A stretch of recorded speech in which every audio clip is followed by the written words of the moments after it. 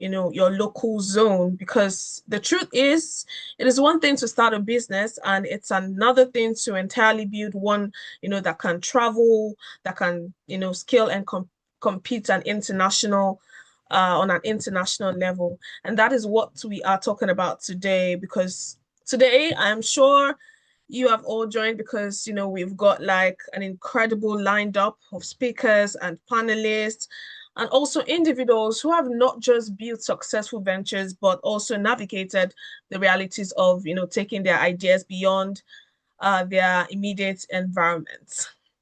Okay, so I can see everyone. All right. Hi, King Timmy. Yeah, King Timmy. All right. Timmy Lane from Ibadan. Hi, nice to meet you. Anoluwa from, okay, Anoluwa. I don't know where you're from, but nice to meet you. Um, Hello, everyone. I am T.A. Shodipe, ESQ. Thank you so much for joining. All right, so I am so happy to be here. Okay, I haven't told you all my name. If you do not know, my name is Oluwatoyosi Oloshunde, and I'll be your moderator for today, for today's event. And I am truly excited to, guide this conversation, guide this conference as we unpack, practical sites, real life experiences, and, strategies that would help you grow as an entrepreneur, as someone who's looking to start a business locally, internationally. Because, I always say to myself, there isn't any way you can't, there isn't anything you can't achieve once you put your mind to it. Yes.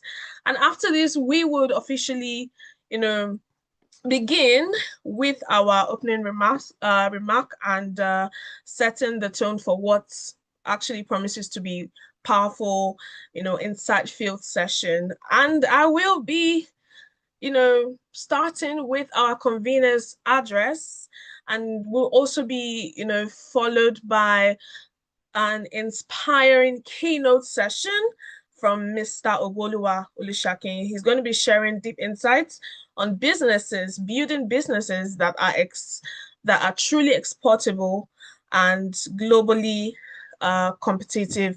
And of course, we're going to be, asking some questions. We'll be asking some questions, opening the floor for questions and answer, and also giving you the opportunity to engage directly or ask questions or clarify ideas in real time. And after that, we'll have a break and also go into the panel session where we'll hear from, our panelists, where industry voices would unpack different dimensions in today's theme. Yeah, we'll also be hearing from you. Absolutely. We'll be hearing from you, and love your contributions on this, conference. And of course, I am super, super excited. But before I bring on my our convener for this event, Mr. Akintola is an amazing personality. He's the convener for Unriddle. He has been doing this for a very, very long time. This is the 8th edition, and I'm super excited that anyone from the world can join this wonderful conference. So you can as well, take a picture. If you are watching from your laptop or your system, or you can as well take a picture and post it and tag Unriddle on Instagram, Unriddle Conference on Instagram, and share the link so everyone can join in as well. And if you're on your phone, if you're watching through your phone, you can screenshot and post and tag Unriddle Conference 8. And yes, that is what we are all about today. So before we bring our, convener, I will be sharing a quick profile of our convener. His name is, as we all know, his name is Akintola Ayinde Blinks. He's a visionary event and brand strategist. He's a creative entrepreneur known for shaping impactful experiences and brands, that are powerful. He's the founder of Blinks Print Nigeria and Blinks Events Awards, as well as the publisher for Blinks Magazine, platforms that are dedicated to excellence, creativity, and innovation. He is the brain behind the Blinks Event Awards, a prestigious initiative that has expanded from Nigeria to Canada to the USA and to the UK, celebrating credibility and consistency in the event industry. As a convener of the Unriddle conference, Akintola is committed to equipping entrepreneurs with practical strategies for growth and global relevance. Recognized as a five-time Oyo State Most Influential Award winner of the CSBG Award for Creativity, and listed among the 100 most influential men in Nigeria 2023, it continues to build a legacy rooted in innovation, culture, and global impact. All right, so I will be calling on our convener for today, Mr. Akintola Ayinde Blinks. Ladies and gentlemen, please welcome our convener, Mr. Akintola Ayinde Blinks, for his address, and we will be proceeding to the keynote session. Thank you. Thank you very much, Toyosi. Thank you for doing us the privilege to host this Unriddle conference once again. Yeah, so I want to thank everybody, from the keynote speaker to the panelists to the moderator for this conference. It's a privilege having everybody from around the world for this conference. Yeah, we started Blinks Event Award about 8 years ago after a successful maiden edition of Blinks Event Awards. We decided that, apart from celebrating people and creating healthy competition for the growth of the industry, we decided to build more successful people by investing in, their entrepreneurship. And from the first year, it has been a success, a lot of success stories around Unriddle, from Unriddle 1 to Unriddle 8, yeah. And, I'm happy that, like I said, the Unriddle conference was birthed from the Blinks Event Awards, and Blinks Event Award went global 2 years ago. And we realized, the opportunities lying in the diaspora for entrepreneurs in Nigeria, to take. So we decided to do something on this and hold a conference online where everybody can attend from everywhere in the world. And that is where we tagged it the exportable entrepreneurs. And I know you agree with me that Nigerian entrepreneurs are in three parts. They are segmented in three parts. They are part of entrepreneurs in Nigeria that they have their business based in Nigeria, but they wish to export their product, export their businesses abroad. And we have representative on our panel that has done that successfully. And the second part of Nigerian entrepreneur in the world are the people that they just migrated from Nigeria to diaspora, and they've built their business successfully in Nigeria, and they wish to replicate this success in the global scale. And we have someone that have done that perfectly on the panel today too. And the last part are, the part of people that are, they are Nigerian entrepreneurs based in diaspora, that have been there for a long time and they still want to go back to Nigeria to invest. And we also have someone in our panel that have done that successfully. So I want you to sit back, relax, and enjoy this conference.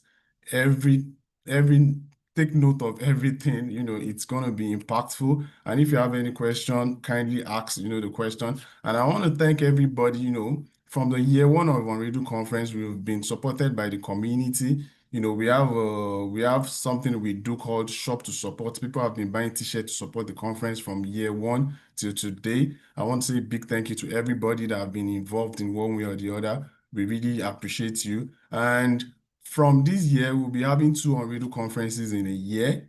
We'll have one that's going to be online like this, that everybody can participate from all over the world. And we are still going to have a physical event. So from this year, we'll be having 2 Unriddle conferences every year. So I want to thank everybody that have been participating. And our keynote speaker, you just need to hear from him.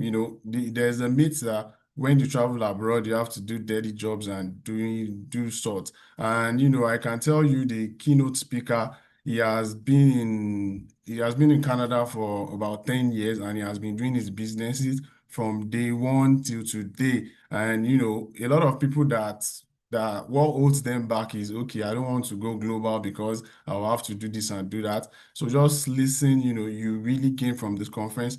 And I've not been mentioning names because I want my moderator to do the proper introduction for everybody.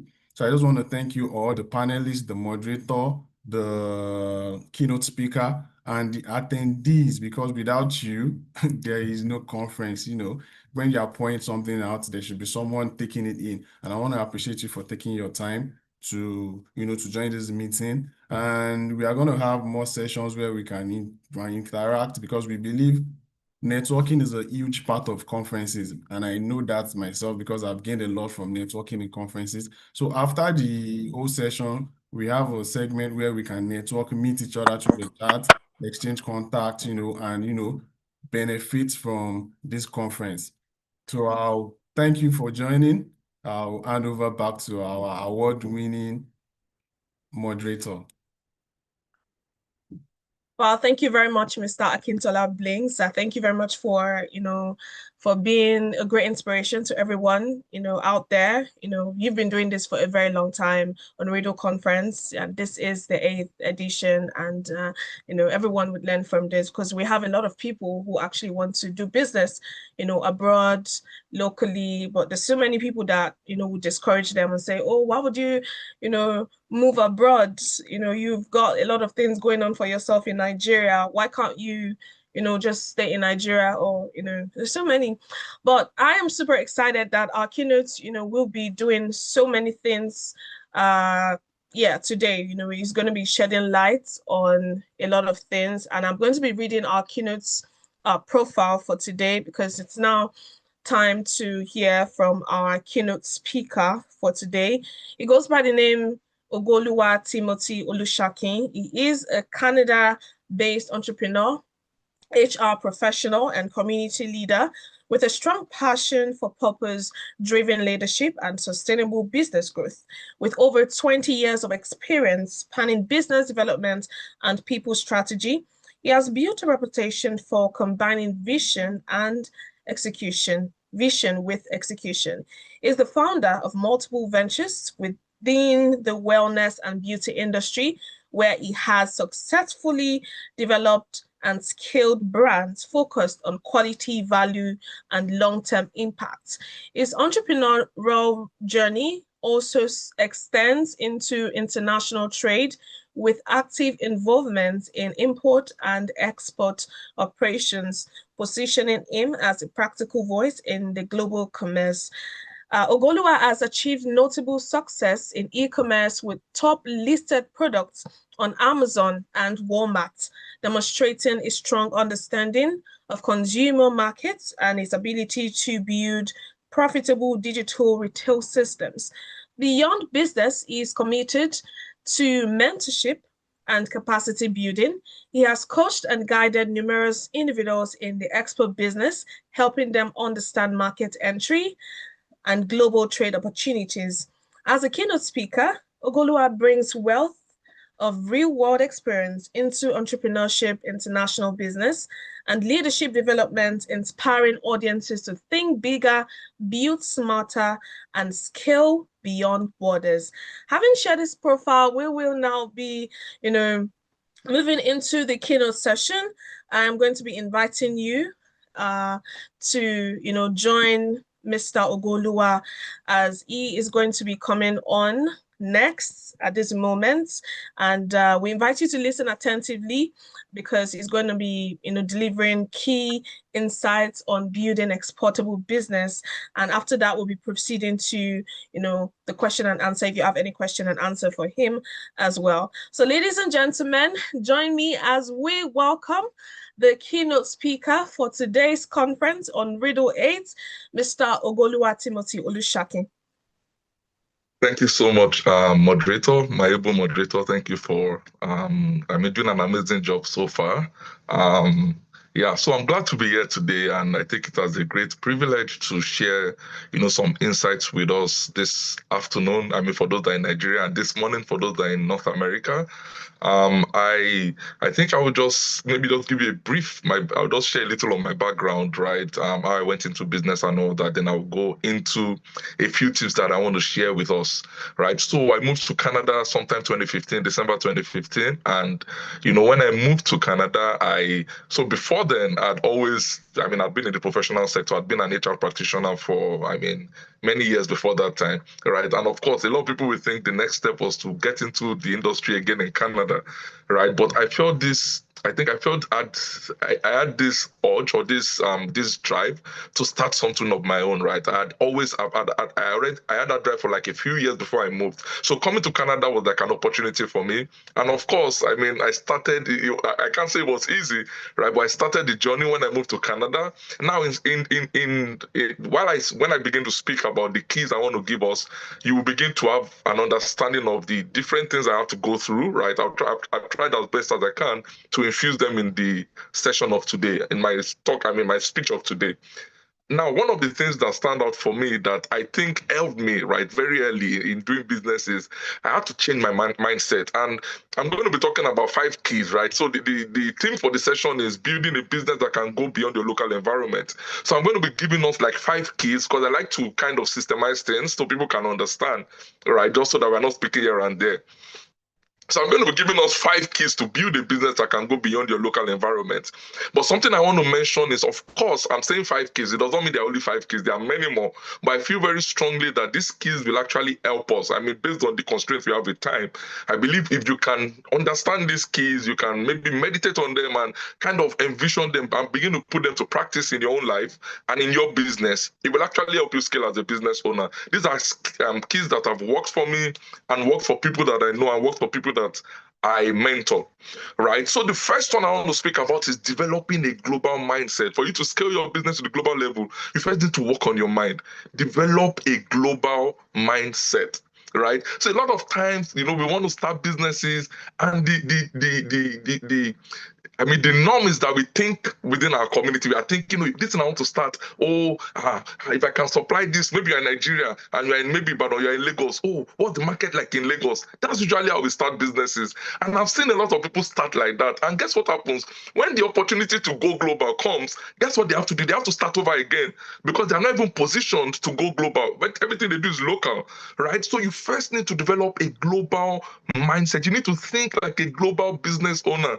You need to think like a global business owner. By the grace of God, I've been in the industry for a while and I've met a lot of companies, a lot of CEOs, a lot of business owners. And one thing I discovered is that they don't have to, they are just regular people, right? They are very, very regular people. And what they've just, I think for a lot of them, I don't want to say it's providence, but for a lot of them, it's just boldness, it's just grit. They're able to just take steps. And then, I mean, developing a global mindset has to do with the way you see yourself as a business owner. Who am I? Like, is this business? I don't know, whatever we are doing. Like, are you in the service industry? Are you in the maybe commodity industry? Like someone that is going to supply various nations. When you are building a brand or building a business, and that's what your mindset is, a lot of times it's going to shape on how you develop your product. It's going to shape on how you develop your systems. So that's very key for us. Developing a global mindset. The first thing you need to do for that is to think like a global business owner. Then you need to expand the scope of your customer base. You need to think, okay, yes, currently I'm supplying maybe my base is Lagos, my base is Abuja, my base is the UK. Think bigger than that. Okay, what do I want to supply North America? What is that going to look like? That's how you have to think. Like it starts from the mind. And I want to encourage all of us, by the time we are done here today, just sit back, take a few minutes and just think like a global business owner. Think, okay, if this thing I'm doing, I were to do it in the UK, what would that mean? If I were to do it in the US, what would that mean? If I were to do it in Canada, in Australia, what will that mean? Right? Another thing is, we are still talking about developing a global mindset, is you need to talk like a global business owner. Like, see, I don't know how I can explain this to you, but there's a way global business owners talk. Like, let me give you an example. Something happened to me some time ago, a few years back, right? I had this, so of course, at the time I was in Canada, right? And I had this opportunity. I got this distributorship with a global company, right? I was working with them, selling their products in Canada. And we're doing very well at that time. And I just felt this order, you know what, you can actually scale this business. Yes, you're in Canada, but you can do something in the US. Like you can, because they're so big. And I felt like the US market was also available. Now I'm talking about talking like a global business owner, like business owner. So I said, this US market is also available and all that. But they know that my base is Canada. Guess what I did? Now I'm talking about talking like a global business owner. I reached out to them, I sent an email to them. And I said, even though we had no operations in the US at the time, I sent them an email and I told them, oh, thank you so much for the work we've been doing together. It's been an amazing, couple of months. I'd been with them for a couple months. I was one of their major suppliers in Canada. Everything was going fine. And then I reached out to their manager. I said, thank you so much for everything you've been doing. It's been a good working relationship and all that. However, our business we are scaling our operations to the US. It's not, I don't say it's a lie. We had not really scaled at the time. We were just, I just conceived the idea. And I said, we are scaling our operations to the US and trying to move most of our products and all that to the US because we have inroads into the US. That do you mind connecting me to the person in charge, the export manager in the US, so I can connect with them and see how we can do business together?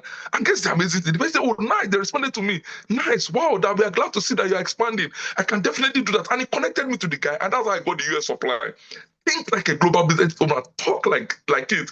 Now, at the time, I'd not had any, I think that was my first foreign operations. I mean, I'm based out of Canada, but I had to talk like this. I had to tell them. You can't go to them and be telling them, oh, I'm thinking, can you guide me on how I will expand? No, it doesn't work like that. Nobody will give you anything like that.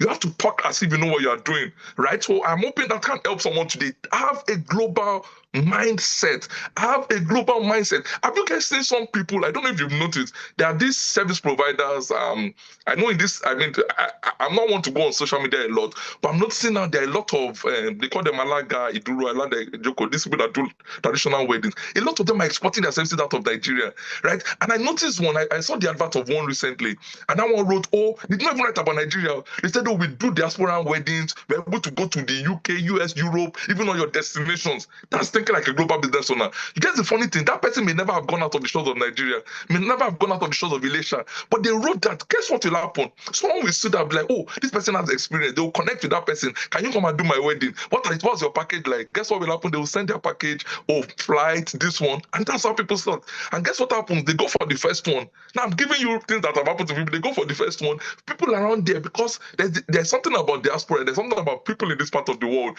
When we see something done, we want to replicate it. We don't want to reinvent it. We want to, if you see someone do something well, we want to get that person to do our own. So guess what happens? Friends, families come. They see what that person is doing. They're like, wow, can you come and do my child's own? That's how they become global. So you have to think, you have to talk, you have to act like a good global business owner. And as I speak about the 4 other keys, I'm also going to be, I want us to keep it at the back of our mind that everything is still centered around developing a global mindset, global business mindset. Your mindset has to be global. So as we speak about these other 4 keys, I'm hoping that we can get some form of insight. So the second key I want to give us, right, is, and I'm going to be using a word for the next 3 keys I'm going to give us. I'm going to be using a phrase, a word is called value. Right now, this value that I'm talking about is either a commodity or a service. So when I say value, I just want you to understand what that means. It's commodity or service. So you are selling shoes, that's value. You do digital marketing, that's value. You do maybe you own a spa, that's value. Do you understand what I'm saying? All right. So the second key I want to give us is you need to learn how to spot value. It's a key that is so important. Like, you must learn how to spot value. Why am I saying that? It's because a lot of people are doing the same thing, right?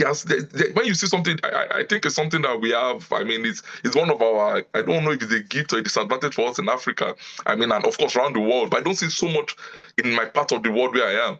But it's that when we see something working, everybody floods into it, right? So guess what? It's always good to learn to think outside of the box, right? Everybody's doing a lot of similar things, right? But there are so many things that people are not doing, and it takes, I mean, for you to become to build something that is exportable, you need to learn how to spot value, right? And I've learned over time that usually, especially in the part of the world where we are, the first person or one of the leaders to go into things, we usually take those markets, right? So learn how to spot value, learn how to spot value.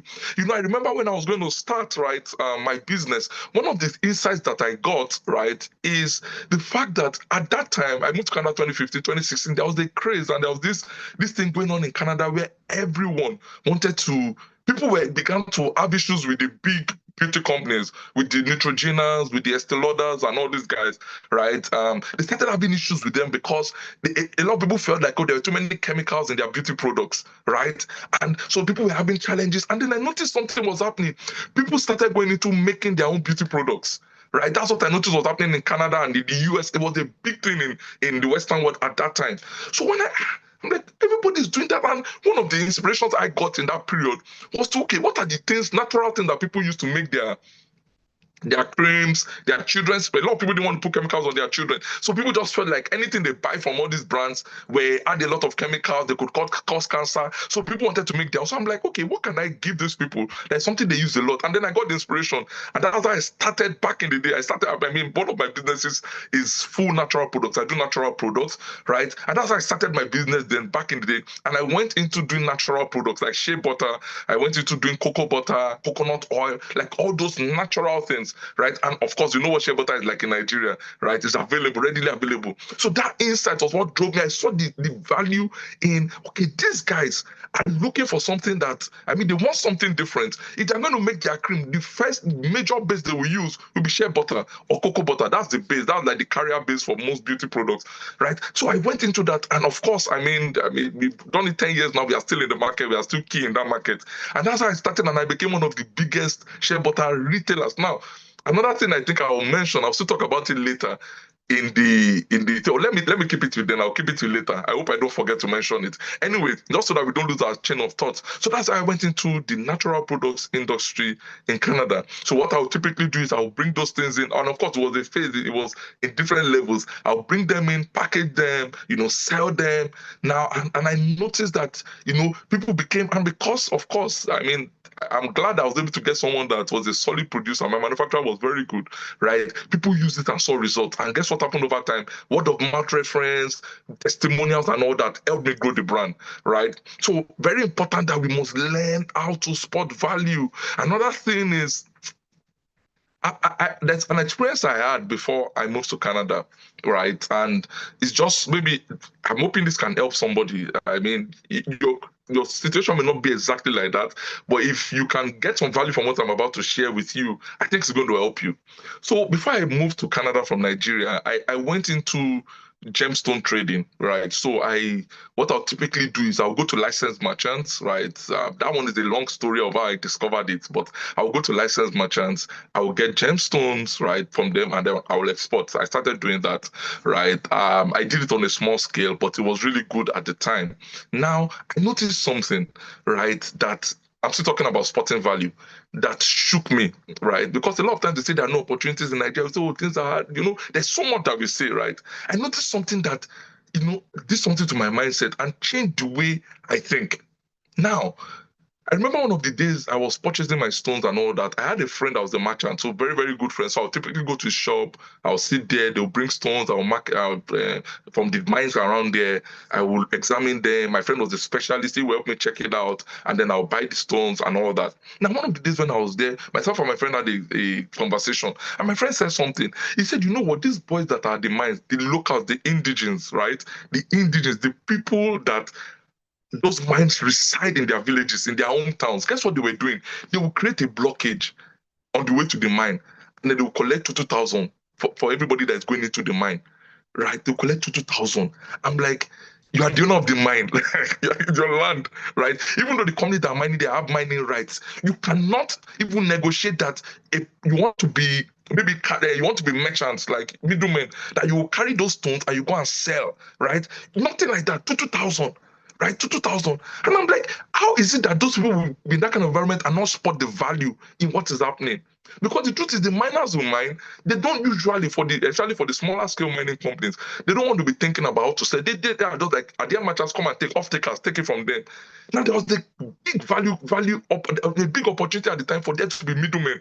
And this will have been the DJs. Imagine that they went as a group and said, we want to be the ones acting as the middlemen, selling the stones. What will have happened?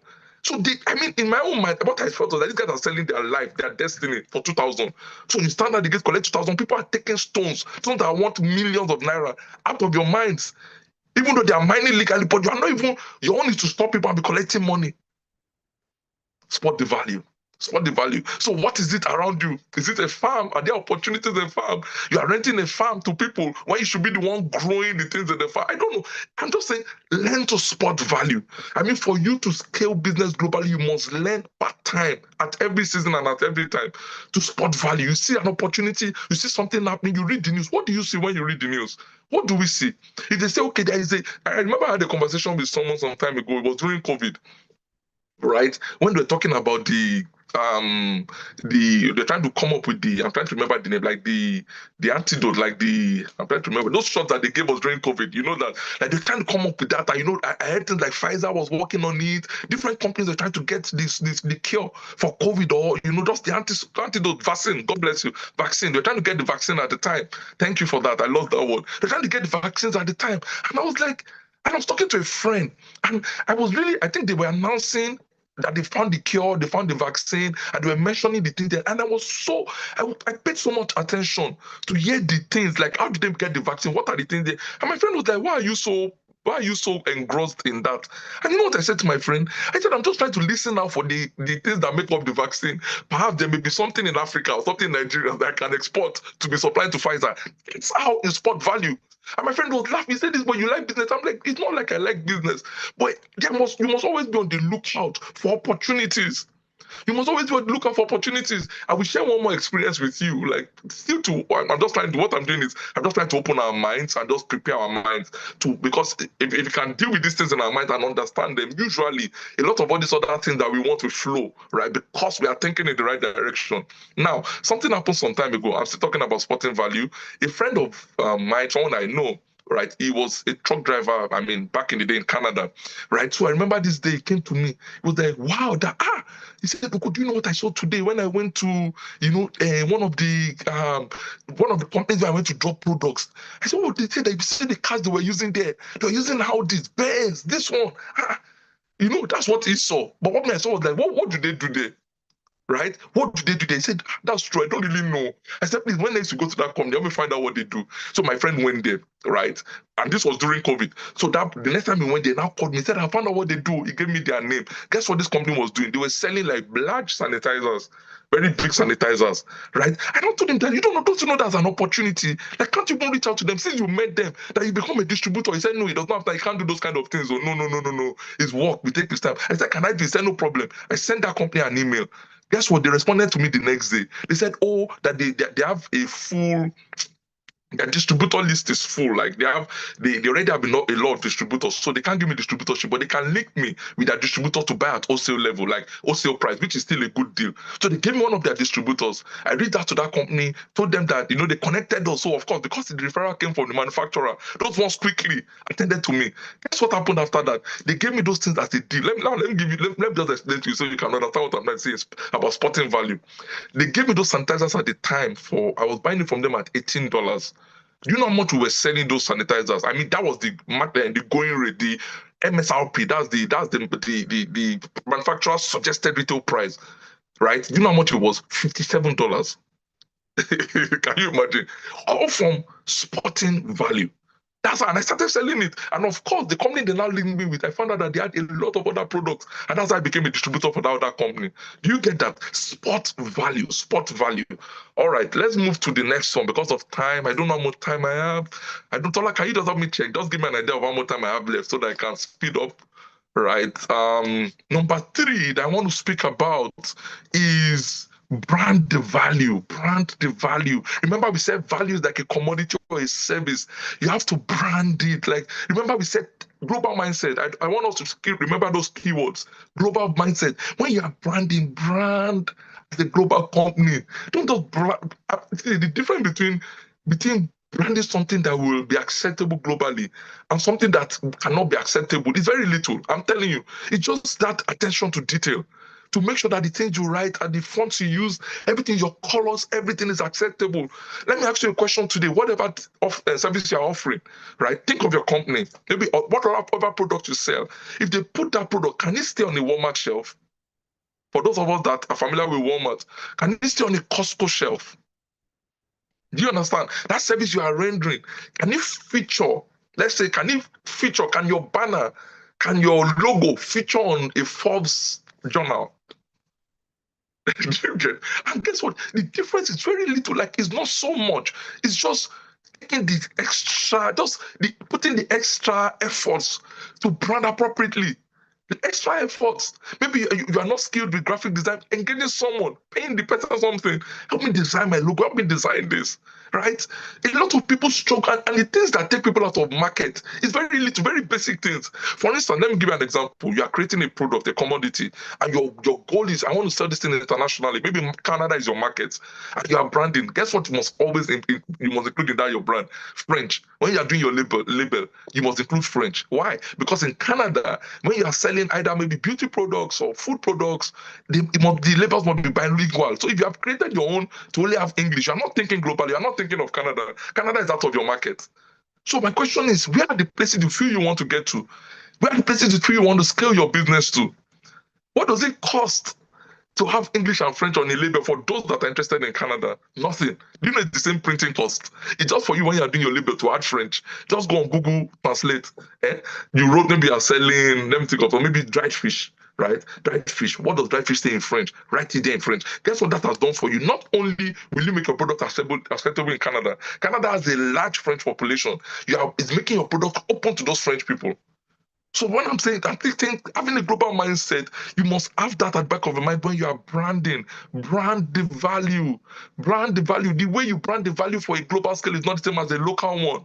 Brand the value. We're not just saying NAFDAC number. That's good. But beyond NAFDAC number, what if I want to export to other parts of the world? What do I want to be on that label? You're selling maybe a beauty product. For some companies, they have different regulations. Different countries have different regulations. Some countries, they say things like they want you have to have your nutrition value, your nutrition table on that. Guess what? Nutrition table is so easy to develop. Very easy. You can use ChatGPT and develop one and put it on your product. That has made it global.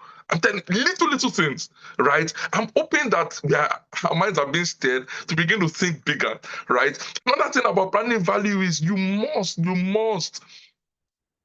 even for those, now I want to speak about for those that offer services. See, the difference between a local service provider or a local service company and a global one, it's actually the way you position yourself. It's positioning. There's the lady. So before I left, I worked in a tech company back in Nigeria, right? And I had this experience, which I think would be beneficial to someone. I met this lady. Right. I remember getting there. I mean, I'm in HR, right? And so I was in charge of recruiting for, our sectors and all that. And in course of my work and function, I found out that there's this lady that works with the company. She was then on a retainer with the company. So because we had some recruitments to do together, right, I got to engage with her very closely, right? Now, this lady is an American lady, Black American lady, right? And she she owns a recruitment firm. Now, you want to guess the funny thing about that recruitment firm? It's not an actual firm. She's the person. It's only her. But she says she owns a recruitment firm. You know what she does? She goes to when they have global meetings, maybe global conferences. She will go there, introduce herself as the global recruiter, that she recruits talent, right? She gets and owns the best executive. That guess what? She now positioned herself as a global executive recruiter. So she only does executives. Guess how much the company I was working was paying her every year as retainer. Now let me explain what that retainer means. It means whether we give you executive people to recruit or not, we will pay you this money. 100,000 US dollars. I'm talking years back, about 10 years ago. 100,000 US dollars was what they were paying this lady for that, just because she positioned herself as a global recruiter. Now, get the funny thing. In now engaging with that lady closely was when I realized that this lady, I'm sorry to say, with all humility, did not. Most of the recruitment I did them myself. If I one of the times the head of HR was saying that, "Oh, are you sure we will not even pay you a fraction of this woman's money here and you'll be doing this recruitment?" Why? Because she could not even get the people. Guess what she was doing? She would go on LinkedIn. All she did was have a LinkedIn account. She would go and be sending LinkedIn profiles to me. That's all. So want to recruit head of legal, want to recruit a C-suite leader. They should go on LinkedIn, look for people and just send them to me. I'll be the one to engage them, convince them, do everything. In fact, there was a recruitment where that she could not even find anybody. I had to find and recruit that person myself. So what I'm saying is that there was nothing so special. It's not like there was one network she had. She did what a normal HR officer of a company would do. What was it? Positioning. She branded herself as a global executive. Now, guess what? That thing she was doing it for a lot of other companies. Now, guess the amazing thing that I found funny because we got close and all that. She shared something with me and I was just laughing. I said, where do you live? She said she does not live anywhere. that she just go around the world. That this her work she does, it's just online, LinkedIn. So she lives in different countries. So every like this month she can be in Bahamas, next month she's in Spain, next month she's in Egypt. So she just goes around the world. She doesn't have a base. How can she afford that lifestyle? She positioned herself as a global recruiter. And the amazing thing when she goes to those companies, she's going to network there, going to big companies, right? Oh, I can provide this service for you. I've done it for this company before. She will now use our own company to be getting those. How are you getting global mindset? Global mindset. Brand your value, brand it. For some people, you may need to rebrand. It's better you rebrand now than later. Because I've seen people that they build their brands to a level where when it's time to scale globally, they don't have to develop another brand. Guess what has happened? They've lost the brand equity they've built over time because you're not going to start from the scratch. You get. Meanwhile, there's a way you can scale from day one. That when you're developing your brand, you're developing your product, you're already thinking of these things so that when the opportunities come, guess what happens to you? Just walk into it. I gave the example of the people that brand as Alagala and all that. I know a group of people that keep going abroad. Like it's not a big thing, it's not a thing of prestige to say they brought this person. Imagine that that's you. That people are now using you to brag. That I call this person to come and do my child's this thing. We are status, we like status as a people, right? And guess what those people did on the other end? The service provider, they just branded. They just branded themselves. So what service are you offering? What commodity are you selling? Have you thought of your branding? Do you want to go back and sit down and now that you have the time before it gets too late, begin to think of what your brand looks like, right? Begin to do a campaign that we are rebranding. This is now who we are. Begin to speak like a global business owner. We now offer services. That's not a lie. If you say we now offer services, it does not mean you've already started. What you're just saying is that you're able to offer services. Oh, we now offer services beyond Nigeria. We can now offer service in the UK, in this, in that. All right. So after branding the value, I mean, we have just 2 more to go, and then I will wrap up. It's systemizing the value. You need to systemize the value. Can your business run without your active input?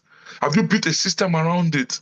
Can it run and that's the challenge a lot of times, and that's why a lot of people struggle to go global because they need to be involved in every part of the business. For some people, they need to be physically present. Can you run a system where you don't have to be there?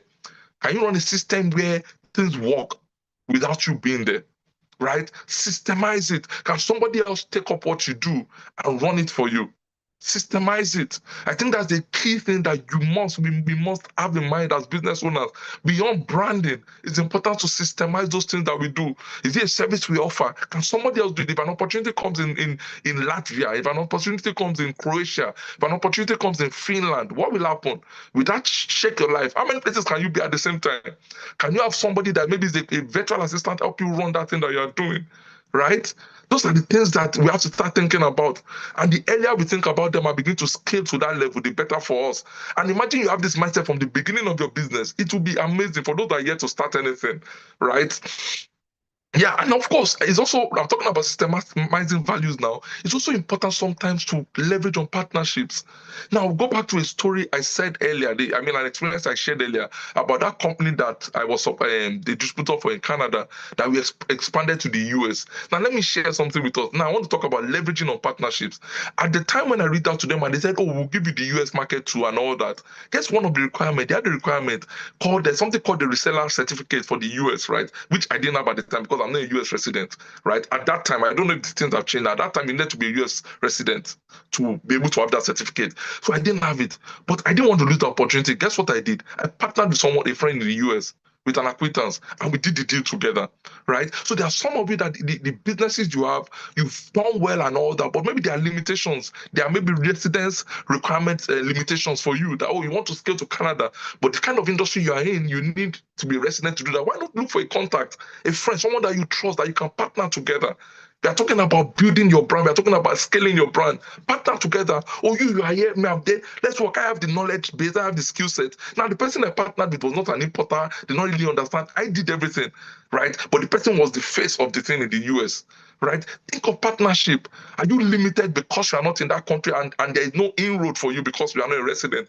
Leverage on somebody. Work together. Scale it at that level. I'm hoping that helps somebody. Right. Now, finally, the one I want to also speak about, I think is very important.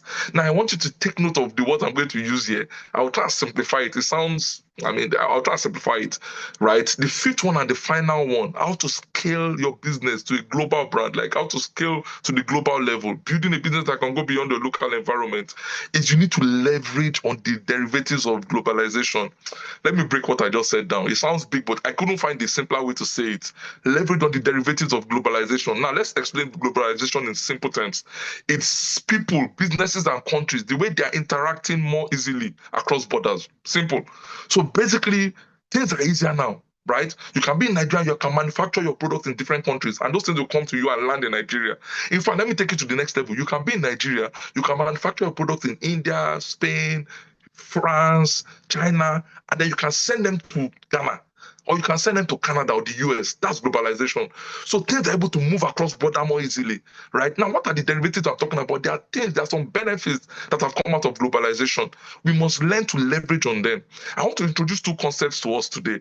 For those that are not familiar with them, there's something now called, especially for those that deal in commodities, right? Of course, because I'm an exporter and I deal with products, I will usually tilt toward commodities, right? For those that deal in commodities, do you know that you can now be in Nigeria or any part of the world, and you can do a business in the US.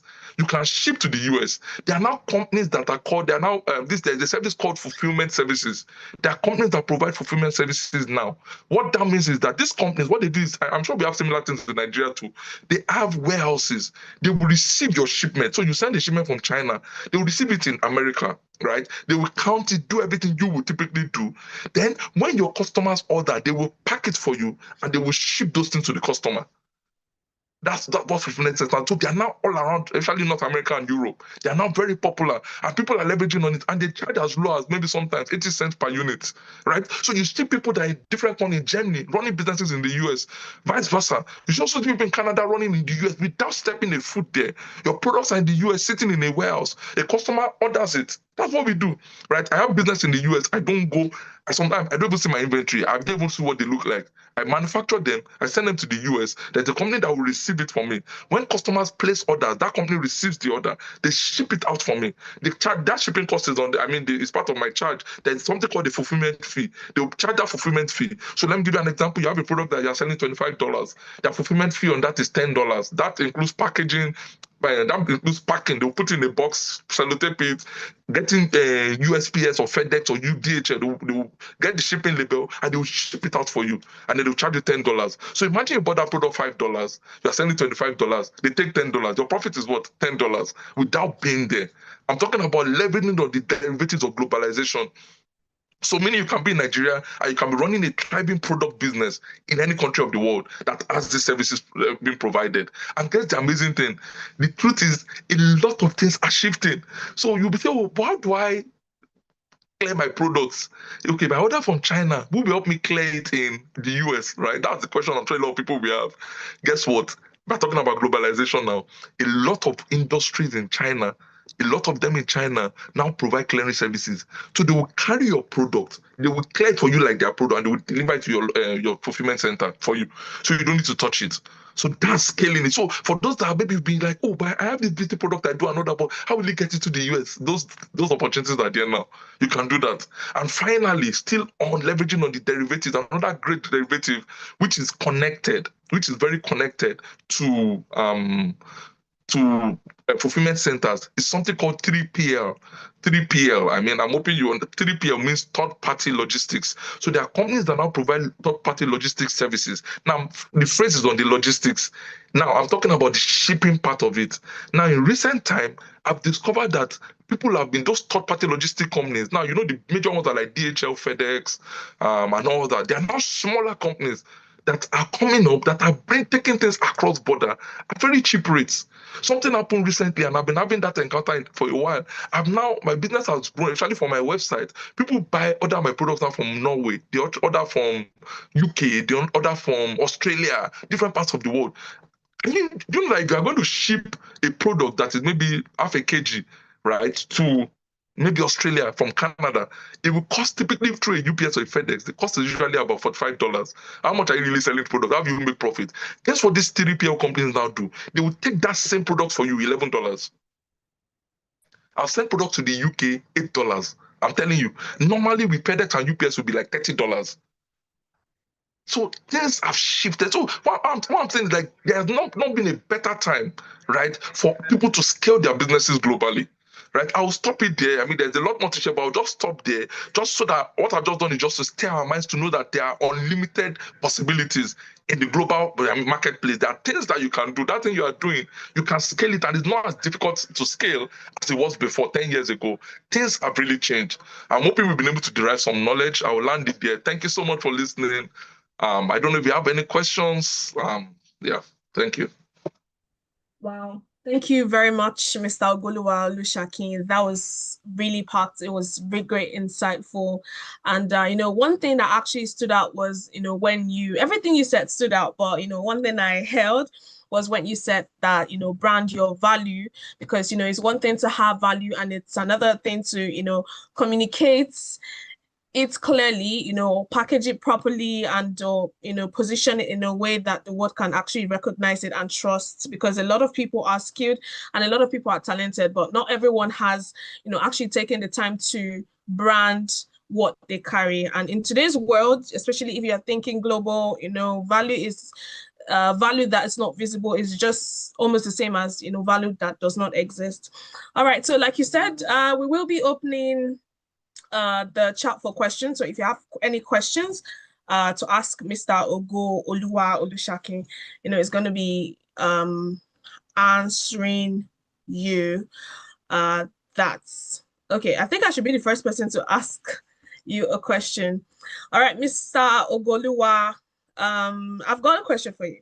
So in a situation whereby people are, because we've got like some businesses, owned by different brands, owned by a particular person, and they'll just say they are not like a social media person, they can't do content creating, So do you think that doing content creating is actually a great thing, to start, when you actually want to just place value on your brand or just show the world that this is what your brand is? Absolutely, I believe so very strongly, right? Because of course things have changed, right? We are now in a world that is driven by influencers, right? And we've seen in the marketplace now that those things drive sales even more than the traditional advertisements, right? So building a brand. Now, one thing you must also bear in mind is what the content creators do for you is that they will expose your brand, like people will know about it. But what happens is if you're not able to brand properly, some people will just scroll through and pass, right? But guess what happens when they're able to expose your brand and people see it and see that what you've done is amazing? You're able to get quicker, very quick, return and quick patronages, right? Do you understand? So I think, yeah, content creation helps. It will really help you expose it, but just make sure that so that you're not wasting money, that you are properly branded, so that when those content creators help you expose your brand, you can get quick conversion, right? Yeah. Okay. All right. Thank you. Yeah. So for everyone who has a question to ask, you could, just use you could just raise your hand so we can know if you have any questions to ask. And remember, we are actually streaming on YouTube, so you can actually get to watch it later. Remember, this is on Unriddle Conference 8. And yes, we've got so a lot of our panelists who's going to be, speaking to us today, and we're going to be asking them questions as well. Or you can also drop the questions on the chats if you have any question for Mr. Ogoluwa Olusakin. All right. Is anyone raising their hands? Something? Just let me check. Right. Okay. So another question I have for you is, a lot of people have value, but a lot of people know how to, brand effectively. Do you want to give us like some ways in which you could brand effectively? You could like do it with your business or anything. Okay. Some ways you can brand effectively is, I think, so if I think number one way is whatever you're creating, how appealing it is it to the eyes, right? I look at Yeah. this Unriddle conference and I'm like, wow, this is good branding. Like that's an example. Like this is very good for branding. Like people want to, okay, what's it about? They're just by looking at the logo, looking at the Instagram page, right? Do you get? So, and I know that there's some form of um intentionality that went into creating this, right? The colors, everything, right? It's not just gloomy and all that. So it does something. So I think I think if you think of what you want to see, what your customers are looking for. What kind of things are you selling, for instance, or what kind of service are you rendering? What does your logo look like? Does the logo look like a cultist, like you're a cultist, right? You understand? You are selling maybe a product, you want to go into a product line, maybe a beauty product line, and your logo is like Axe or something, right? That does not tell, like, you understand? So you have to think of what you're trying to create and then brand appropriately. And usually, I will say, always encourage people to maybe engage the services of professionals in these things. Yes, people will say, oh, but that's cost, that's a lot of money. But trust me, you do it just once, right? Usually, I mean, it's not something you do every time. So I always encourage people, get the advice of people that are skilled in these things, just so that they can help you. All right. All right. Thank you so much, Mr. Yeah. Ogulua. Yeah. All right. We've got a question from Promise. Promise, you've got to, yes, this, you can ask your question. All right, thank you. Thank you so very much. I'm very grateful. Thank you very much, sir, for the powerful session. Thank you. So my question is basically about, you made mention of some shipping companies who can help you maybe package your product if you have products coming in from other countries and you're shipping to Yeah. other countries. So I Yeah. wanted to find out if it's possible for us to maybe have maybe one or two of such companies so we can further go and research and probably patronize them as well. Thank you. Okay. Okay, not a problem. So I don't know. Do I share here, or do you want me to give the convener and then he will share on the platform? I don't know. Tola, can you advise on that? Yeah, you can share, yes, sir. Okay, all right. So one of them is a company called Stallion Express. Those are based in Canada, right? They do like awesome fulfillment services. There's another one in the US. I mean, there are a lot of them in the US. There's one called AMZ Fulfillment, right? AMZ Fulfillment is another one that you can also explore. Now, for these ones are based in the US. So if maybe you are looking for another country, simple thing you can do is just look for any country you're looking interested in, maybe Germany, Spain, whatever country. Google top fulfillment services, service providers, fulfillment service providers, and in the country, you will get a list of them. You get, and then you can compare rates, you can compare the services they offer. I mean, all of them offer. And I want to encourage you, don't just go for the first one you see, explore, check all the rates. You'll be shocked that you can find someone that's 50% cheaper. So you must do your due diligence in getting the right one for yourself. I hope that helps. Yes, it All does. right. Thank you so very much, sir. I'm good. Thank you. Thank you very much. Any other question? Do we have any other question? Yeah. Good afternoon, sir. Good afternoon. All right. So, thank you so much. This has been a very wonderful session. It has been a very powerful session for me. I've gained a lot. I just thought to check in on something. When you were talking about leveraging on partnerships, that's what I like to, especially from us in Nigeria. A little while ago, we tried to start a particular venture, and we needed someone in the US to come in and handle a part, because we're going to be getting clients from the US and help them with their tech problems here in Nigeria. But then a little while after I went into the conversation, there was some things came up with respect to legal matters, right? We could not, there were, because we were based in Nigeria, the company had to be registered or re-registered in the US. They had issues with respect to the fact that we were sort of shielded off from any liabilities and all of that. Yeah. So how can we work around that? Because of all of that, we've not been able to move forward in that particular project. So now that you mentioned it, I'm thinking maybe there's a way we can work around that part of the legal aspects. Thank you, sir. Yeah. Okay, so working around the legal aspect, usually I will, if I were in your shoes, I would take the non-traditional approach, right? Which is to look for people I trust that I can engage for that kind of thing. Like I can partner with for that kind of thing. So imagine you have someone in the US, a friend. I've done this before, man. I'm talking from experience. There was an opportunity I wanted to take in the US. I couldn't do it because I'm Canadian. I mean, I live in Canada. US is different. And there was this apart now, this is separate from the one I shared when I was talking. Guess what I did? I reached out to someone. The person did the registration.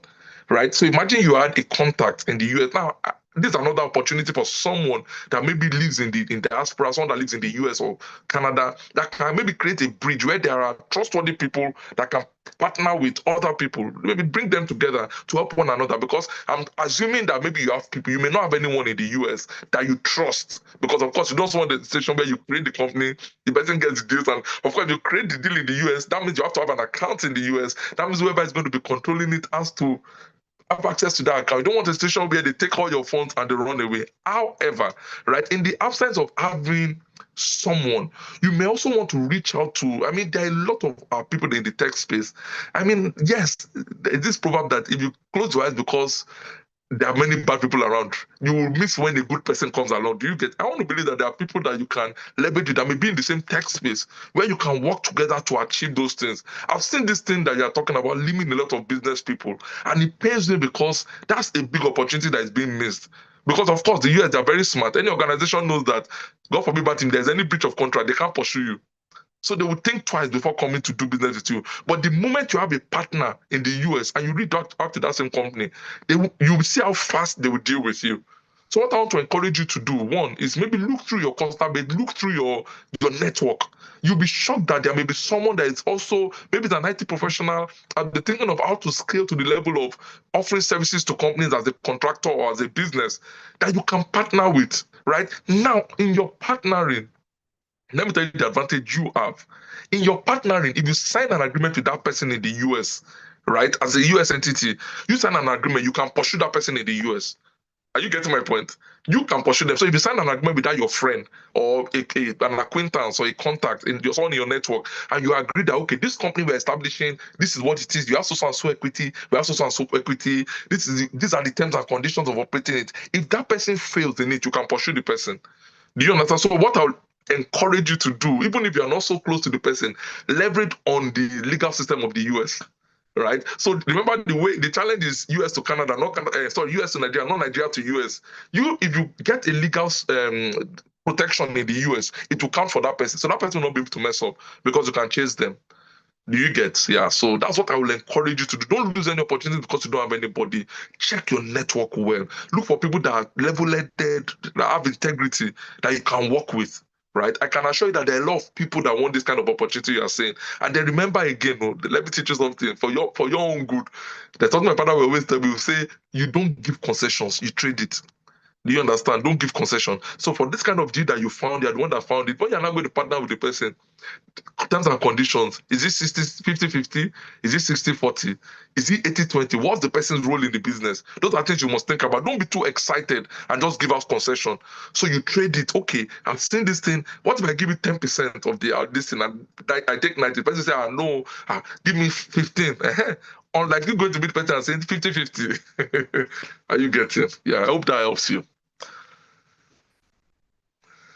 You're Well, thank you welcome. very much. Thank you. Yeah, Thank you you're very much. welcome. Yeah. So we've got another question from Joseph. Joseph, yes, you can ask your question. Is Joseph there?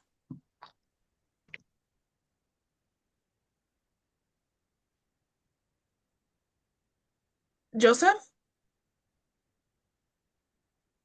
Or if you want to also ask a question, you could use the chat.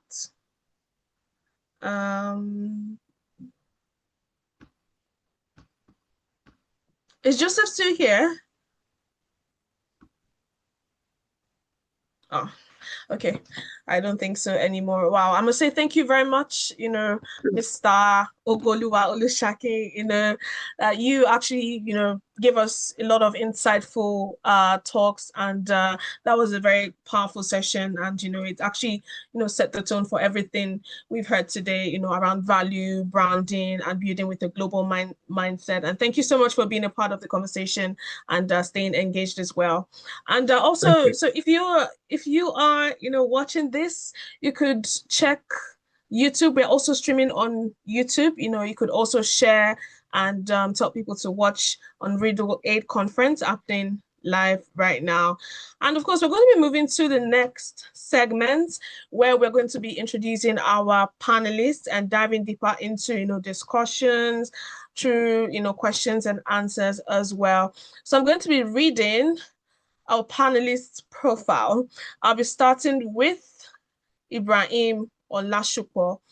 He is one of our panelists for today, and Ibrahim Olashupo is a Chicago-based technical project manager, entrepreneur, and visionary leader focused on building scalable cross-border business infrastructure, and is a founder of Service Plus Connect and Bardley. He is at the forefront of creating solutions that bridge operational gaps and unlock growth opportunities for business. With a strong background in operations and keen focus on logistical efficiency, Ibrahim specializes in transforming local business challenges into systems that can thrive on a global scale. His work is driven by a passion for innovation, structure, and sustainable growth. As a panelist, he brings value insight on building efficient systems, leveraging technology, and positioning businesses to compete and scale in the global economy. You can, just put your hands together for him, for Mr. Ibrahim Olashupo. All right, our next panelist profile that I'll be reading right now. His name is Mr. Sheyi David. He is an extraordinary, multifaceted entrepreneur and the CEO of Itele Footwear, a brand known for its refined craftsmanship and accessible luxury in leather goods. Itele Footwear specializes in beautifully assembled leather products, including shoes, sandals, slippers, belts, and wallets, all designed to deliver quality, durability, and value without compromising affordability. With a walk-in store based in Ibadan, the brand has built a strong reputation for excellence and customer satisfaction. Under his leadership, Itele Footwear has earned recognition for its creativity and consistency, gaining endorsement and trust from notable celebrities who attest to the brand's credibility and quality. The company's growth has also expanded beyond Nigeria, reaching the United Kingdom markets and continuing to make significant waves internationally. As a panelist, Mr. Sheyi David brings practical insights on product-based entrepreneurship branding, brand scaling, and building a business rooted in trust, quality, and long-term value creation. And our last panelist is Mr. Jibril Aliyu. Mr. Jibril Aliyu is a Nigerian fashion designer and creative entrepreneur based in Lagos, known for his distinct approach to craftsmanship and contemporary African luxury. He is a proud native of Ibadan. His journey reflects a unique blend of science, creativity, and business insight. He holds a BTech in psychology from Ladoke Akitola University of Technology, LAUTECH, Ogomosho, and a master's degree in public health, reproductive and family health from the University of Ibadan, an academic background that shapes his disciplined and structured approach to design and entrepreneurship. Since beginning his fashion journey in January 2013, Jibril has built a brand grounded in intentional design with a strong focus on fit, fabric, and storytelling through garments. His work consistently bridges the gap between tradition and modernity, positioning African fashion with a global context. Although based in Nigeria, he has developed a strong and growing customer base across the world, with clients spanning multiple countries and regions, reflecting the international appeal and reach of his brand. As a panelist, Jibril brings a wealth of experience on building a creative business, maintaining quality, and scaling a brand with identity and purpose. All right, ladies and gentlemen, I have introduced our panelists, for today. I've read their profile, and of course, I'm going to be starting with some questions for them. And do not forget, you can, take a picture of this conference on Zoom or YouTube, wherever you're watching, please, take a picture and tag, you could tag Unriddle Conference on Facebook, on Instagram, and also we're streaming live on YouTube. So you could, as well share the link so people can, gain insights in our conference and what we're discussing about today. Okay, so we've got our panelists here, and I'm going to be starting with the first panelist for today. It goes by the name Mr. Sheyi David. Yeah, so I have some questions for him. Mr. Sheyi David, how are you doing? Great to have you, and thank you so much for joining this conference today. I'm so honored to have you. We're so honored to have you on the Hi, Koyosi. Can you hear me? Yes, I can hear you. Yes. Thank you for having me. Oh wow, It's a you've got a pleasure being beautiful here. smile. Oh, thank you. Thank You're you. welcome. You're welcome. All right. So, in your own, experience, I'm going to be asking you, like, what does it truly mean to build an exportable business, beyond your local environment? And also, yeah, let's do that first question before I ask you how you, started, because a lot of people, watching right now would want to know how your journey began. Okay. The question is what it means to build an exportable business, right? Yes. Yes. Yeah, that's a good question. I think it's a business that solves problem beyond your immediate environment. It's not just for the people around you alone. It's something that can serve globally. Yeah. Yeah. Mm. I think that's what it means, right? Okay. So I'm going to Okay. ask Do you you, want me to? Yeah. what did you say? I said I was about to I wanted to start talking about it further, but Okay, then yes, yeah, please, go please on. talk about it. Yes, absolutely, yes. I'll just mute myself. Okay, so if we're talking about a business that goes beyond borders, right? These are the things that you really need to look into, right? I'll take my case for example now. Fashion, it's a global business, right? But at the same time, it can remain local if your product is literally just serving the people that are in your environment. What do I mean by that? Even though fashion is global, styling is different, sizing is different, the way people perceive whatever message you're sending is different, so you need to put all that into consideration. If that makes any sense, yeah.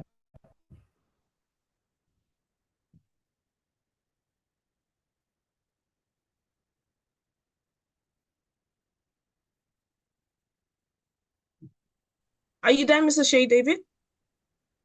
Yeah. Oh, okay. Yeah.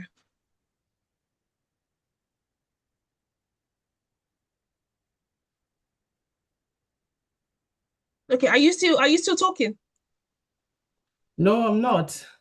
Okay. All right. I'm done. All right. So yeah, so you are actually known, for a very big brand. We've known you for a very long time, how your brand, started, I think in Ibadan, and Yeah. for your products like Itele footwear, we're always seeing Itele footwear everywhere. So Yeah. we really want to know, how did you start? What was your journey like, from beginning? How did you know that, okay, this is the direction I really want to go into the footwear business? Not only footwear, like every other thing behind the footwear. Okay. So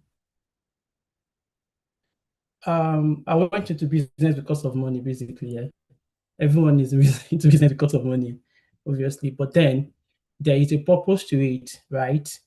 There is this fulfillment that you get from it, especially doing what you really enjoy doing. So in my case, right, I've already been making shoes for myself, for my brothers, for my friends, So I just decided to make it a business, and and there is there's this saying that your business should always solve a problem, and the problem when I started my business was that everybody wanted to wear an international brand, right?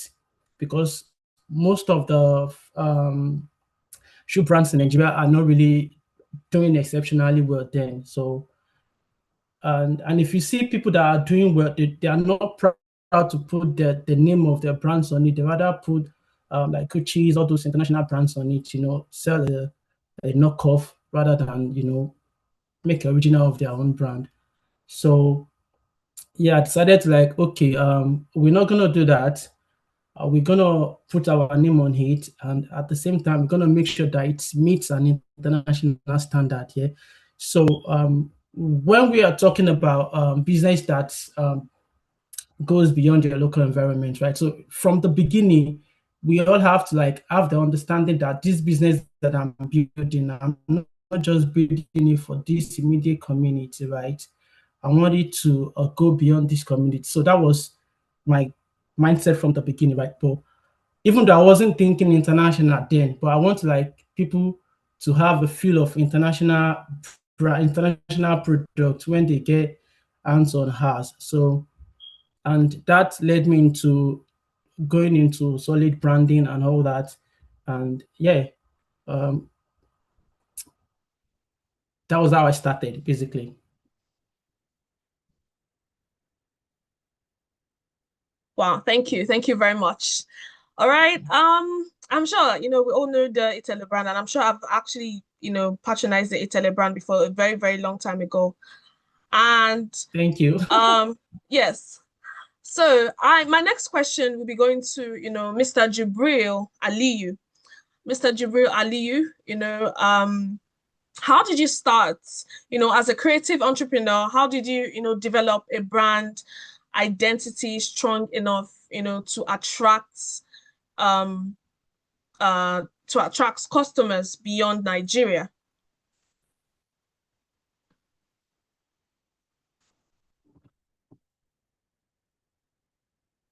Mr. Jibril Aliyu?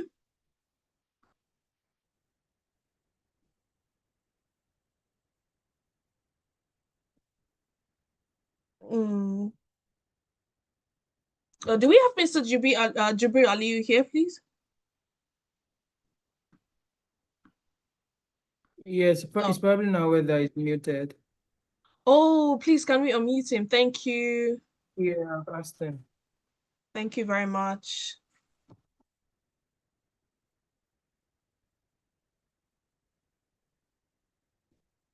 All right, so for everyone watching right now, please, tag Unriddle Conference 8 on Instagram, Facebook, and as well, we're streaming live on YouTube, so you can, watch us live. All right, while we wait for Mr. Jibrim Liu, we're going to be moving to, our next panelists. His name is Ibrahim Olashukwu, and of course, is he here? Mr. Ibrahim Olashukwu, are you here? Yes, I am. How are you? All right, thank you. Thank you very much. So I actually want to know, how you started, from your own perspective, what foundational systems, must actually exist, before you can even think of like scaling globally. Awesome. Thank you very much for having me, Toyosi, and thank you very much, everyone. I don't think we need any other introduction anymore. So my name is Ibrahim, like you already know. I'm the co-founder of Service Plus Connect and the platform called Barkley. And I believe before you can start anything to actually want to export globally, you need to start from home properly. You need to start from home properly, just like Blink's magazine started in Ibadan. Then, you know, he held Ibadan very well before having to like start going to Lagos and now in Canada, in United States, just like Italy. If I get to see any Itel's products in the US, I'm not even gonna question it because I know these guys have always been solid from back home. So you need to start with a very solid foundation. You don't have to expand immediately. You don't have to export your product immediately. Start from wherever you are. Start with your friends and family, your co-workers, your colleagues. Start from where you are. When that name, when you actually give your product a very beautiful brand from back home, and anybody from back home gets to see the same product abroad, they know, oh, I've known these guys forever. Their stuff that's always very good. So that's just gonna be my own advice. Start from wherever you are. Make sure your branding from home is great. And like, are we allowed to speak a little pidgin here and there? Yes, Carry please. your Yes, product please. for air like Gilly. Don't be shy. Put your stuff on your head, be proud of it. Post it on your WhatsApp, put it on your Instagram, let everybody know what you're selling. And before you can start paying influencers, do everything that you can as a founder, do everything that you can as the owner, sell yourself to the people around you. So because I believe when you sell yourself properly from back home, you're gonna be investable because if you, I mean, I'm into tech. I don't sell any physical product. I sell software, right? Because if you're selling software, and for any investors to want to invest into your business, they want to know that you've done something correctly, and it's going to be very easy for you to expand. So let's say you want to raise funds, you need money to raise funds. You've already, just like Chowdeck. Chowdeck started in Nigeria, and now Chowdeck is in Ghana. Chowdeck is in different African countries, and that was when Chowdeck was able to raise funds. Because recently, I believe Chowdeck recently raised about $9 million, right? And because how they were able to get that is because they give themselves a very good branding from home, from where they're actually from. So, you know, because before any investor will even give you money, they want to make sure that your product is great, and that is how they'll want to like put money into you because they know you know what you're doing.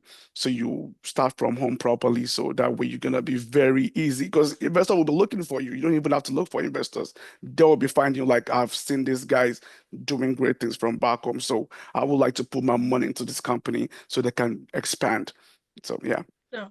All right. Thank you, Mr. Ibrahim. Thank Can you. you actually take us, to the very beginning? How did your journey start into building Service Plus Connect and Barley? Did I pronounce it right? Barley? I was called Barkley. It's BR, Barkley. yeah, Bar BRQLY. Yes, Barkley. Thank you. thank How you did very it much. start? Yes. Yeah. Well, when I live in the US, right? And I go to Nigeria at least 3 to 4 times a year. People think sometimes when people see me in Nigeria, they ask me, "Oh, are you still you've been in Nigeria since the last time I saw you?" I'm like, I just got back last week. Like, I go to Nigeria very often, right? So I just like Mr.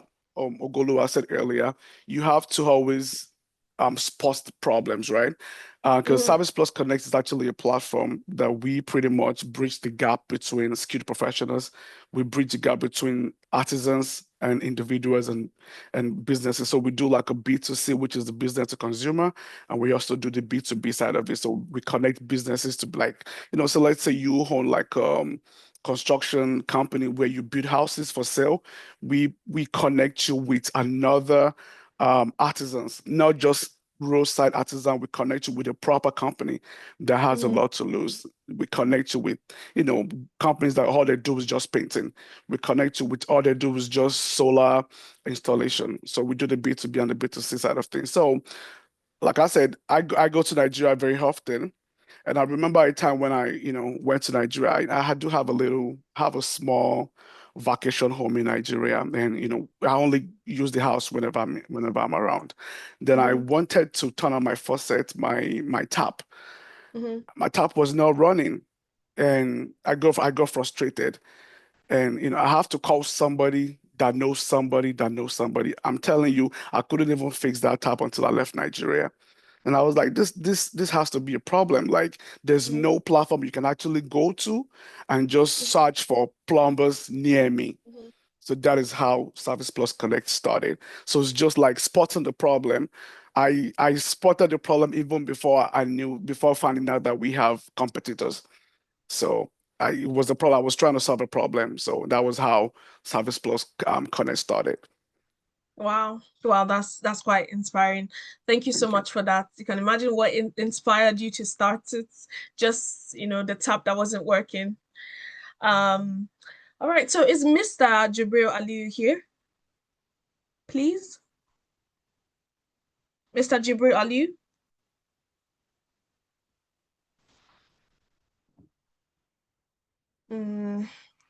All right, okay. Then I'll just move on to my second question for Mr. David.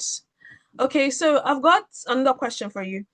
Um, how you started, Itele Footwear? At what point did you know that it is time for you to start going globally? At what point did you realize that it was time to start going globally, selling your footwears and getting your brand recognized in a global scale? When you've been able to conquer your immediate environment, then you know it's time for you to go international. It's that simple. Well, also it's not that simple. For me, in my home case, I already have international customers, right? And at some point, there were demands for proximity. You understand, and I also understand that okay, for me to scale, I also need proximity. Internationally, I need proximity. Yeah. So that's when I knew that. That's when I realized that okay, it's time for me to take it up, do it properly, But then I did not test the water with my 2 feet, depth of water with my 2 feet. So I put in one leg first, then you understand. So I first tried using online stores, right? And when I saw that the response was positive, was really good, then I decided like, okay, yes, let's do this real, let's do it properly. Then I moved in. Oh, okay. But when it's time for you to go, international proper, you will know. You will know. If you're someone that is always trying to grow, someone that is always looking forward, what's next to do, you know that when it's time for you to go international, you will definitely know there will be more demands coming from international markets, and all that. Yeah.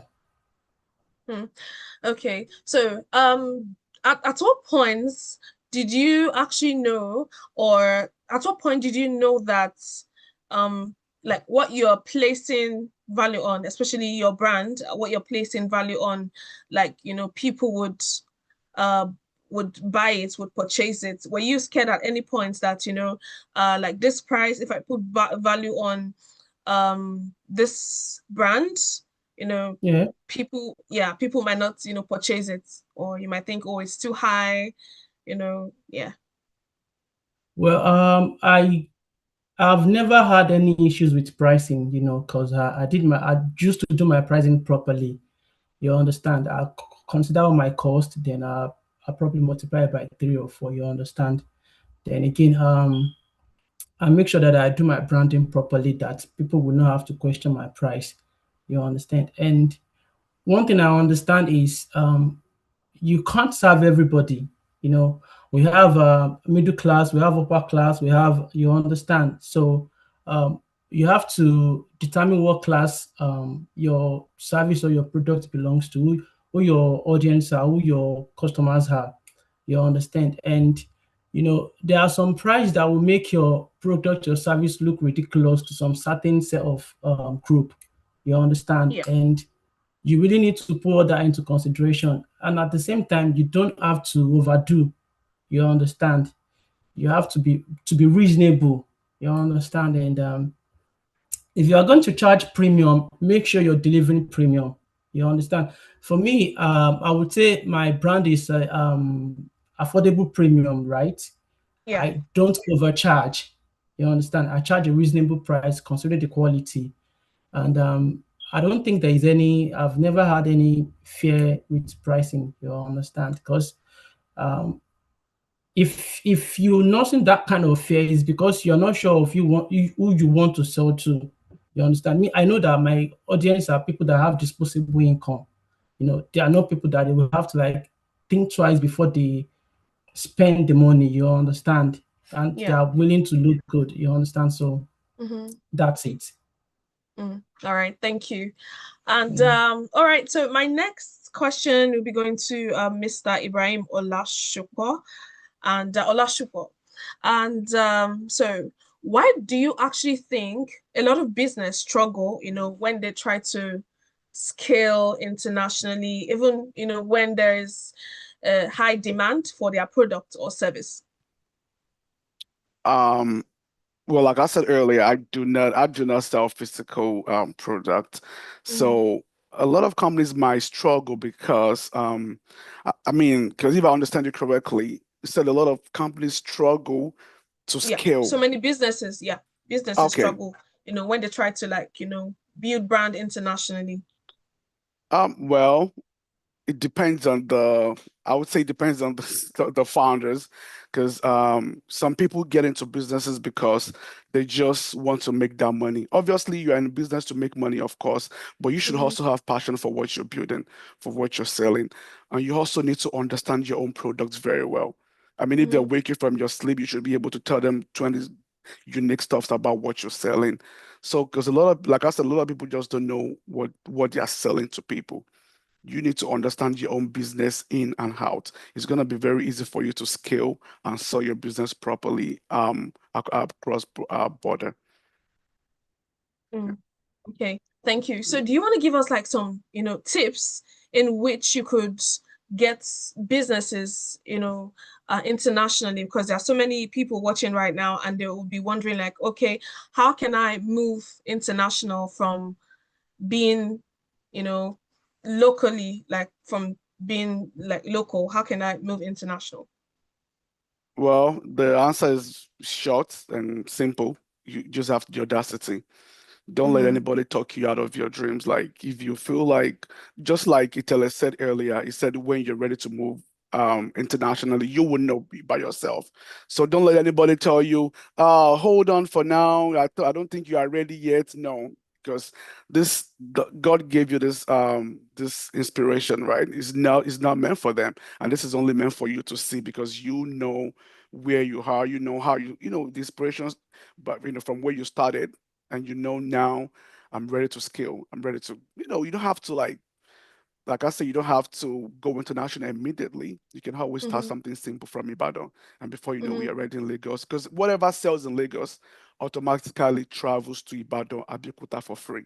Whatever sells in Abuja automatically travels to Kano, to northern part of Nigeria for free. So whatever sells in England automatically will travel to Ireland for free.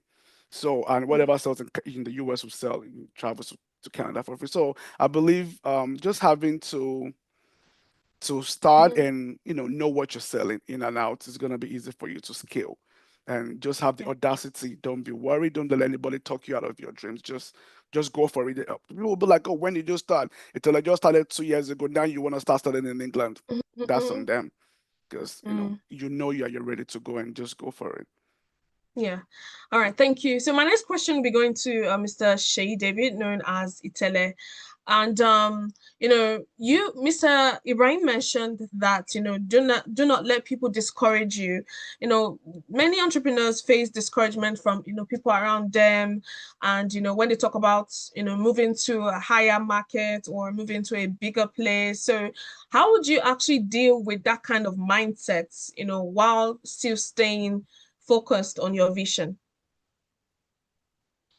Mr. Let me Shade, understand the question again. You mean how would you do it? People telling how would you, you, talking you yes, down, right? yes, people telling you, oh, you can't do Um, it. Yes. I think it all comes down to the brand owner, right? It depends on how thick your skin is against stuff like that. You understand? And I believe when you have people talking you down, it's because you've shared too much. You Yeah. understand? And when you start sharing your dreams with people that they have small minds, obviously you should expect them to talk you out of your dream. And that Mm, is why conferences like this is very, very important, where you surround yourself with like minds, people that will help you to grow, people that would support you, you understand? Even if they don't have the tool, even if they don't have the capacity, they will still find yeah. one way or the other to support you. So how to deal with that? Practical example is one, you not listening to that, understand what you want. Ibrahim already said it. Shout out to Ibrahim anyway. um, you understand what you want, and you go for it. Me, I've never had. I mean, there have been situations whereby people have talked me out of stuffs, But once I have my mind locked in, there's nothing you can say. I listen to advice, and the only advice that I listen to is the advice that will help me to achieve that particular goal at that particular time. You understand? It's not the one that will talk me out of it, you know. And at the same time, I think it's very important for people to have mentor. You know, we underestimate the power of that, you know, and that will help us a lot. It will, have someone that have been there, someone that has done what you want to do, you know, let them guide you through it. You understand? I think that would help you, right? Having a mentor, having a mentor. Do you Yeah. have a mentor? Yeah. Like who was your mentor, growing up doing Well, businesses? I have a mentor. He's a local business trader, but he's late now. But now I have a lot of role models, and I learn from afar. You understand? I listen to their podcast. I listen to their interviews and all that. So I learn Interviews. from distance. You understand? I have a lot of role models that are doing really good in business, but Oh. I'm looking for a mentor still. Yeah. Wow. Yeah. All right. Thank you very much, Mr. Shay David. That was amazing. Okay, someone said Mr. J is back. Is Mr. Jubril back? Mr. Jubril, can you hear me? Yes, I can hear you. I'm Oh, sorry. hi. Yeah, so I Please to heard quickly you attend. were struggling with the network. Yes. I'm so sorry. All right, it's fine. Thank you very much for joining us on Riddle Thank you Conference for 8. thank you Yes, for thank you. Thank you very much. So, your journey is quite, unique, combining science, public health, and fashion. Do you want to, quickly take us back to 2013? What actually made you transition into fashion and how did your journey begin? Yes, thank you very much. I greet every other person on the panel. It's nice to see everybody. My name is Jubril Ali. Um, I call myself a tailor. I'm a tailor, but by an extension, I'm a fashion designer. The journey started in 2012. I went for IT and then had 6 months to do my IT, but we finished in 4 months. So the remaining 2 months, I just felt, okay, what could I do with it? So I went to my tailor that had always made my clothes since when I was little. So I told him I wanted to learn. So I learned for 2 months, went back to school, got a sewing machine, and that's how the journey started. Uh, so far, I mean, I've achieved a lot of feats between that time and now. And in fact, in less than 1 year, 2 years, I could tell myself, I could convince myself that, okay, this is what I want to do. Back then, 2012 to 2013, a lot of people had not really looked into, or they are not started looking into owning a business, running a business, owning a brand. I mean, majority of people are still into 9 to 5. But, they say dare to be different. I dare to be different. And then, the rest is true today. So I studied physiology from Lautech. I had my IT at UCH. So after school, after service, I decided to pursue my master's, although it was for my mom, though. I mean, she wanted me to, she was still thinking, oh, okay, yes, you'll be a 9 to 5 and all of that. But I knew what I wanted to do. So that's why I went for the MPA. That's why I went for the master's and got the MPH from University of Ibadan.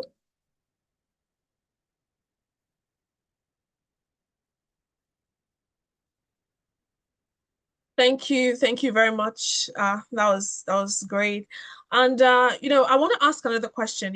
How did you actually go about, building a fashion brand that actually, reflects both identity, your personal identity and a strong sense of African luxury? Okay, so that's a little bit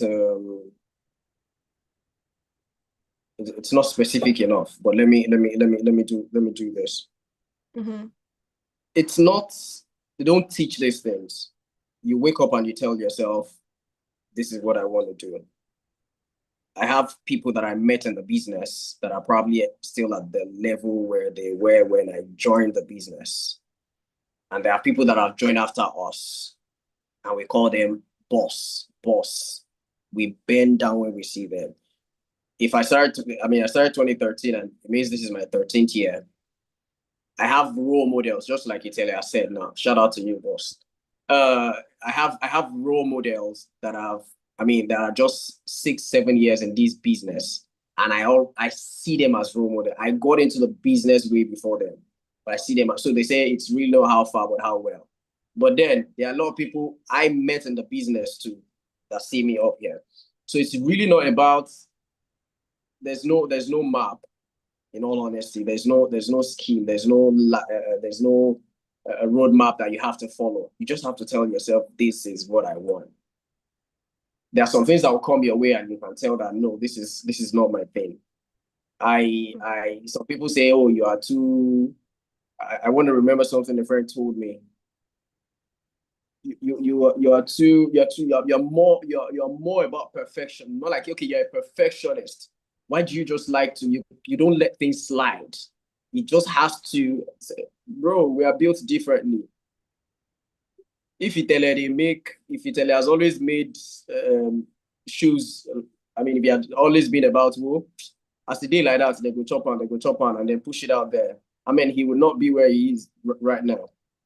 So if I keep overlooking things, even when I used to have to them, when I used to train, I'll tell them there's nothing like customer ajebe, because some of them we say well, customer, and that is actually the difference between somebody here and then somebody here. I had a very robust system. I had to break it down at some point. I went back into the main system, like, no, something isn't right.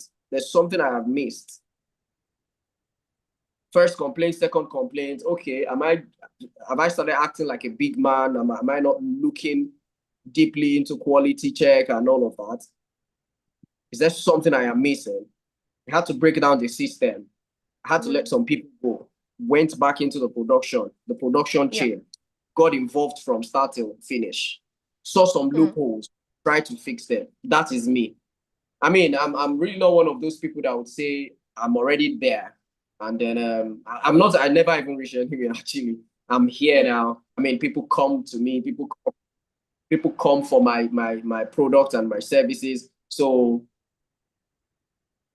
they will take whatever it is I give to them. No, bro. You strive to have more customers. You want to, if we started by giving out anyhow products, right now I can tell categorically that we have more than 65% of our customers outside the country. The US, the UK, France, Germany. We have a few in Australia. If our products are not good enough, we would not have been able to bag these customers.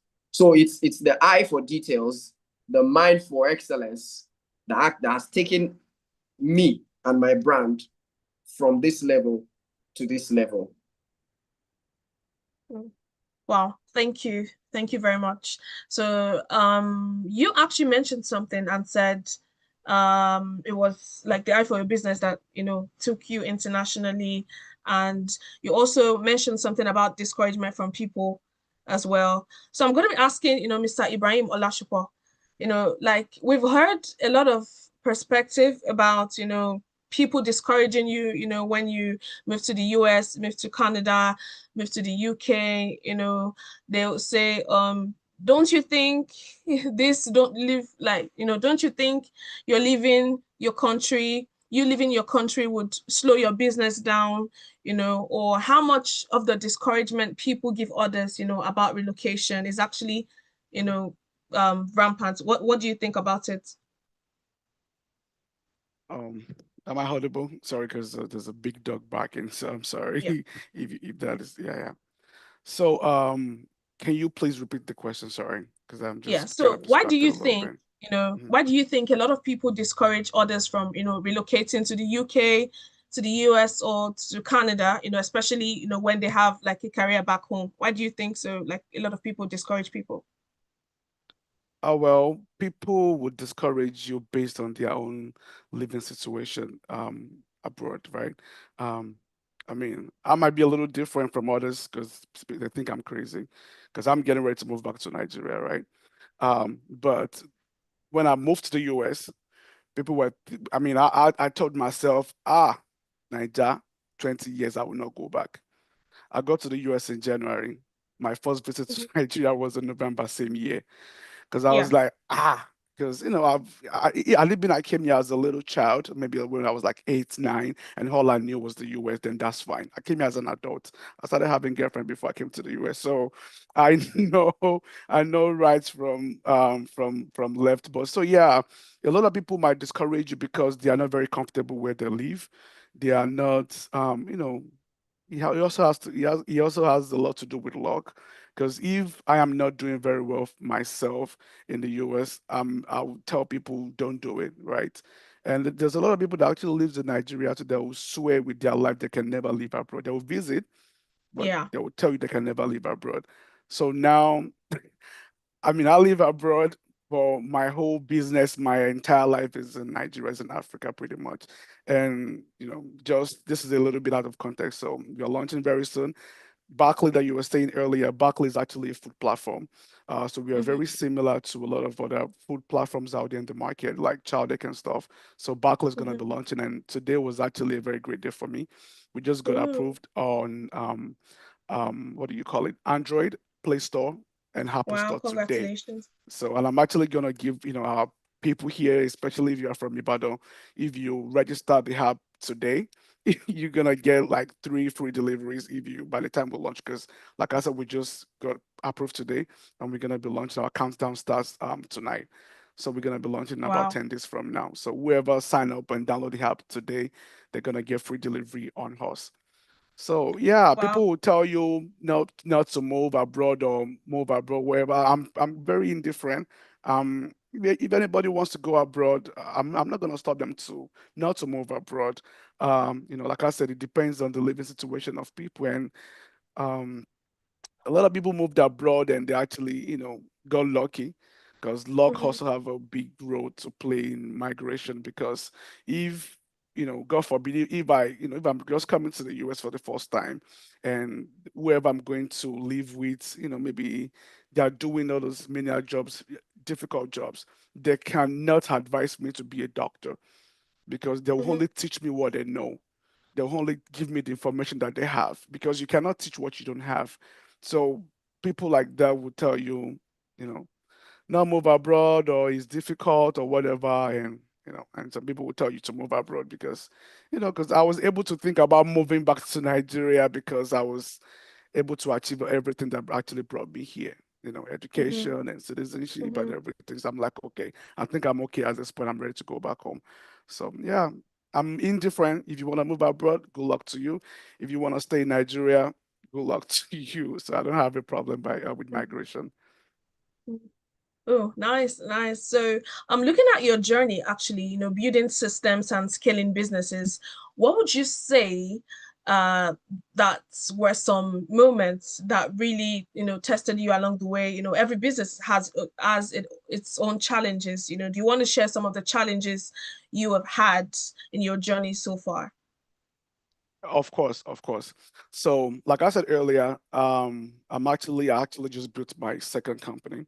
I started with Hmm. Service Plus Connect, and I told you the problem that I had at the time that I saw a gap that, there's no platform that you can actually go to and look for artisans or skill professionals at a time. And that is Hmm. actually what birthed Service Plus Connect. Um, but I realized even the problem that we're trying to solve was actually there, but our people are not ready. So I believe maybe I was a little too early at the time, I believe our people are not ready for that kind of transformation because abroad, I believe you also live abroad. Many of us live abroad, so maybe some people have visited before. People will pay for comfort abroad. If I can actually go on a platform like, man, come clean my house, come clean my office for me, somebody will come. Nobody will take your personal phone number or whatever. But now in Nigeria, I believe most of us here are Yoruba. So if you find somebody on the platform, they'll be like, the battle dojo mean so they can save a little bit off. So I feel like our people are not ready for this kind of transformation, even though we are actually solving a real problem. But I think I was a little too early, and I actually spent years and years and a lot of money building this. So that is why I shifted gear a little bit into what I feel like our people are ready for. Because I was so amazed when I went to Nigeria and Nigerians they started being like, I want to order Uber. I was like, really? So you can actually trust a stranger to come and pick you up? So I feel like, okay, they're open to this. People will be like, oh, are they hungry? I want to order on child. Like, oh, really? You guys can now. So I feel like this is what our people are ready for because you also have to be ready to move with the market. You cannot stay stagnant because what I was solving was a real problem, but our people are not ready for it. Even though I've spent a lot of money building that, I wasn't ashamed to pivot a little bit. Like, okay, let's shift gears a little bit. That is why I started Barkley, because for what I was building earlier, people would request. I can request for AC repair every day, maybe once in 6 months, maybe once in a year. But people can order for food 3 times a day. So, and I feel like there is no point in reinventing the wheel. Whatever people are already used to, we can actually leverage on that, make it better compared to what is already in the markets. Like I read a lot of books, and Femi Otedola, he has never invented anything like Dangote. Never. Whatever is in the market is what he will make better. So that is why we started Barkley. It's a food delivery platform, and we are not doing anything else like other guys. We are not doing bill payments. We are not doing anything. We are just doing food delivery correctly. So because I do saw a lot of gaps there too. So yeah. Wow, that's amazing. Thank you very much. Mr. Shay David, you also talked about, approaching pricing, at a particular time. When it comes to your footwear brand, how do you approach pricing, especially when balancing, the quality, the value, and your target market? So the question again, how do you approach pricing, when balancing your quality, value, and the market you're targeting? Okay, so in business, there is something they call perception, right? Yes. And it's reality. Okay. So first, you calculate your cost, what it takes to have that product ready, from raw material to packaging and all that. Then after that, you calculate what it actually cost to sell that product. You will have data, as from your past transactions and all that you get, or at least from other brands, other businesses, that looks like yours. You should be able to gather data. So you put all those costs together. That is your actual cost that you incur in that product. In most cases, they will multiply that by 2, by 3, depending on whoever your target audience is. So that is the actual approach to it. But also, when I said perception, there is a place whereby people judge the quality of a product based on the price that it comes with. You understand? And that is a very tricky place where people miss it, where people overprice and sometimes underprice. You understand? Yes. But there is no right or wrong way to do that. It's just you understanding your audience, know what they shop for, how much they are willing to spend for that particular product. You understand? So that is it. Mr. J, shout out to you. So let me quickly chip this in. We have a wedding here in the UK, right? About 7 to 8 groomsmen. I can't remember the number. So there is this guy that said, okay, oh, he has a guy in Nigeria that is going to make all our agbada for us and all that, you understand? So we paid him, you get.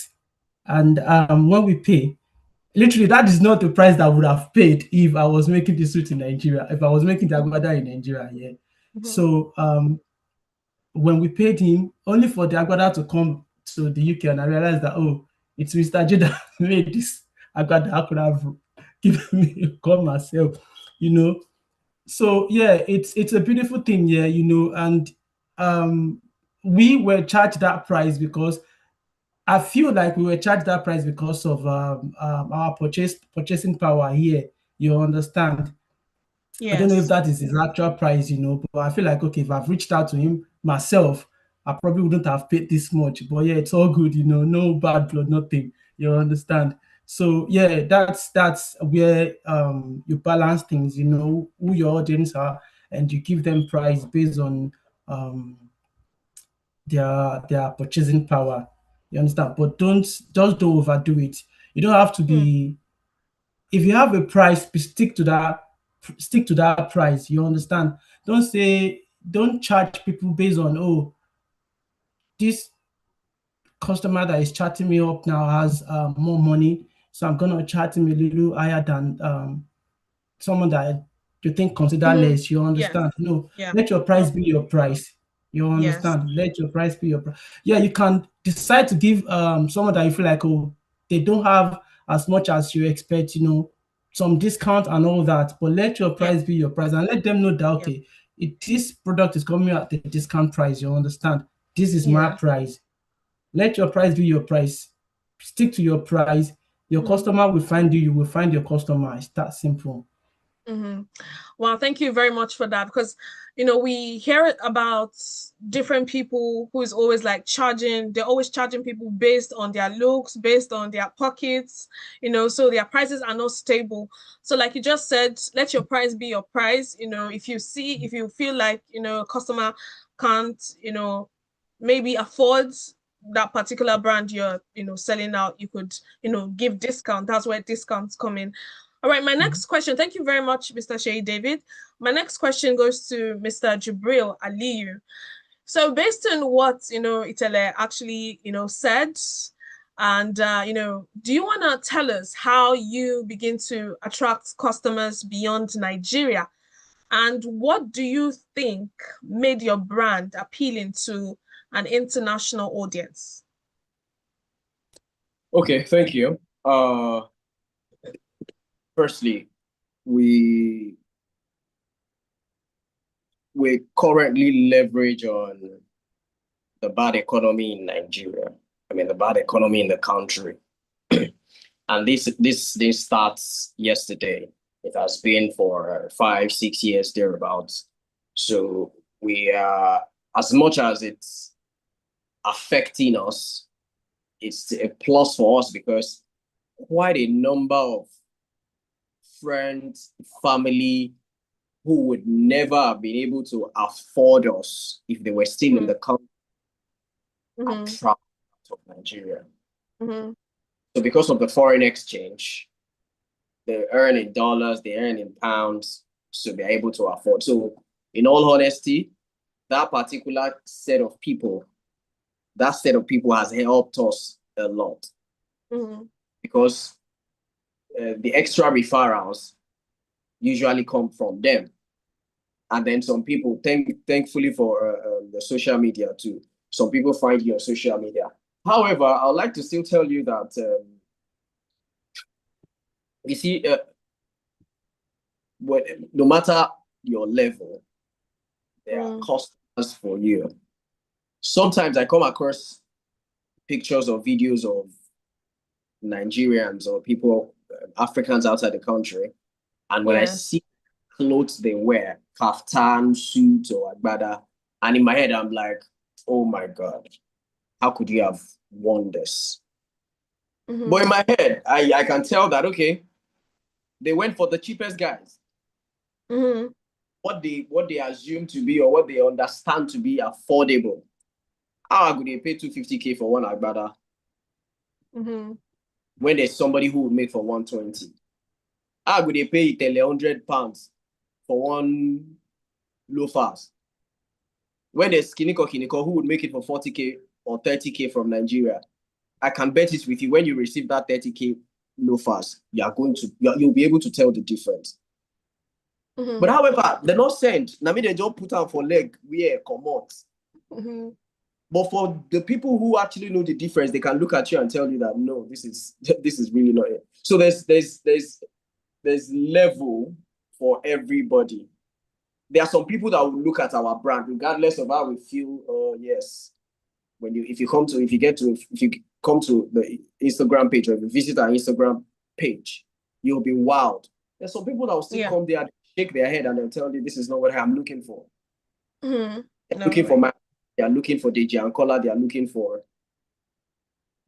There are people who will go to some pages and they say, no, this is not what I am looking for. So there are certain set of people for every class. However, we strive every day to be better than who we were yesterday so that we can attract better people.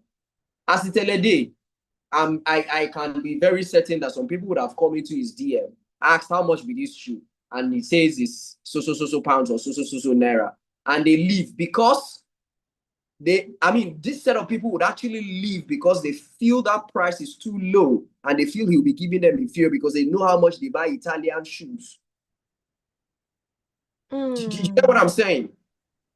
We have people leave our DM just because you tell them Agbada is so, and they just say no. This one doesn't know what he's doing. This is not the kind of people I'm looking for.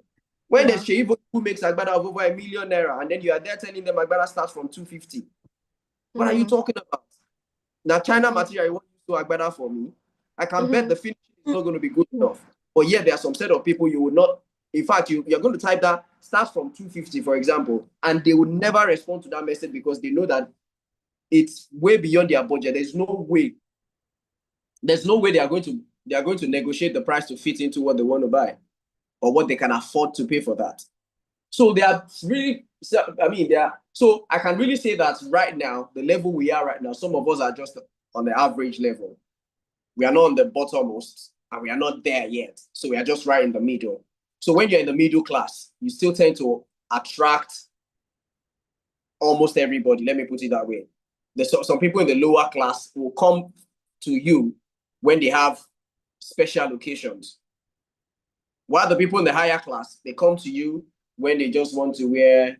The kaftan, some people will wear on their wedding day and say, yes, I'm wearing Mr. J Couture. Some people just want to buy the kaftan set or Agbada set just to, when I want to go out with my friends or when I want to go for social gatherings.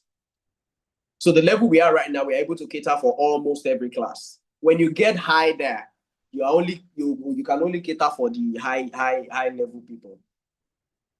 So breaking into the international market, firstly, like I said, thankful to our bad economy that has made a lot of our colleagues and friends and family travel out of the country, and then they remember that, oh, while I was back there, there's this guy that was doing good, and then they can buy from us. And some of them refer their friends, and then they come. And then what you put out, positioning. You cannot take pictures with oily screen. You want to take pictures or make videos with your phone if you are not hiring a professional videographer or photographer to take your pictures. And then you still cannot use the basic tips. Clean your camera, face the sunlight or face the source of light or something. Spend money on your space. For example, now for our own field, more often than not, we need the aesthetics. I tell people, guy, me and you, if you enter market, buy the same fabric, go to the same tailor. I'm not the sewer myself. I'm not making it myself. You're not making it yourself. See, me and I will buy the same fabric, go into the same market, give it to the same tailor, take it back to our factory or fashion houses. I put it on my own mannequin, you put it on your own mannequin. When you post yours, you put 30K, and people will tell you, can I not pay 10K? And I'll take mine to my fashion house or my office, drop it on mannequin, and I put 150. And some people say, does it include the fabric? Because they don't even find the price realistic enough. Like, am I not? Did you say 150? I was expecting you to say 250. Is the fabric inclusive? They will ask you. Meanwhile, we got the same fabric. We use the same tailor. Nothing special. I didn't put any extra expertise into it. But then it's just the positioning. It's the way I have positioned my brand. It's the way I've come to you. the cleanliness, the surrounding. You are seeing POP, you are seeing branded walls, you are seeing. You tend to, I mean, it's one of the, we say, oh, J ara àwọn J ta fi ń jẹ wọ́n nìyẹn. The moment Itele left, he stopped Itele Ibadan, Nigeria or something, and then we see Itele UK. When I was in Ibadan, the moment I got a branch in Shomolu and then we included Lagos, Nigeria in our price, the conversations changed. The people that will tell you, she in Ibadan, you know, in that same Ibadan, no be Ibadan you did. It changed because they know you're in Lagos. Now, when we wanted to kill them, left Ibadan, left Shomolu, went to Osapa, London, Lekki, address number 23, Kiniko, Osapa, London, Lekki, there no feet. So positioning, I mean, so when people come to your page, when they see these things, they know that even if you are not giving them the quality, they already assume, they perceived you. They perceive that you'll be able to give them that quality because of these things. You would only lose them when you don't give them what they are perceived to be given. That is when they will not come back. That is when they just patronize you once and they never return. So when they come to you once because they perceive that you give them something good, you have all the time to win them over. Just give them the best so that you can key them into your clientele base. Thank you.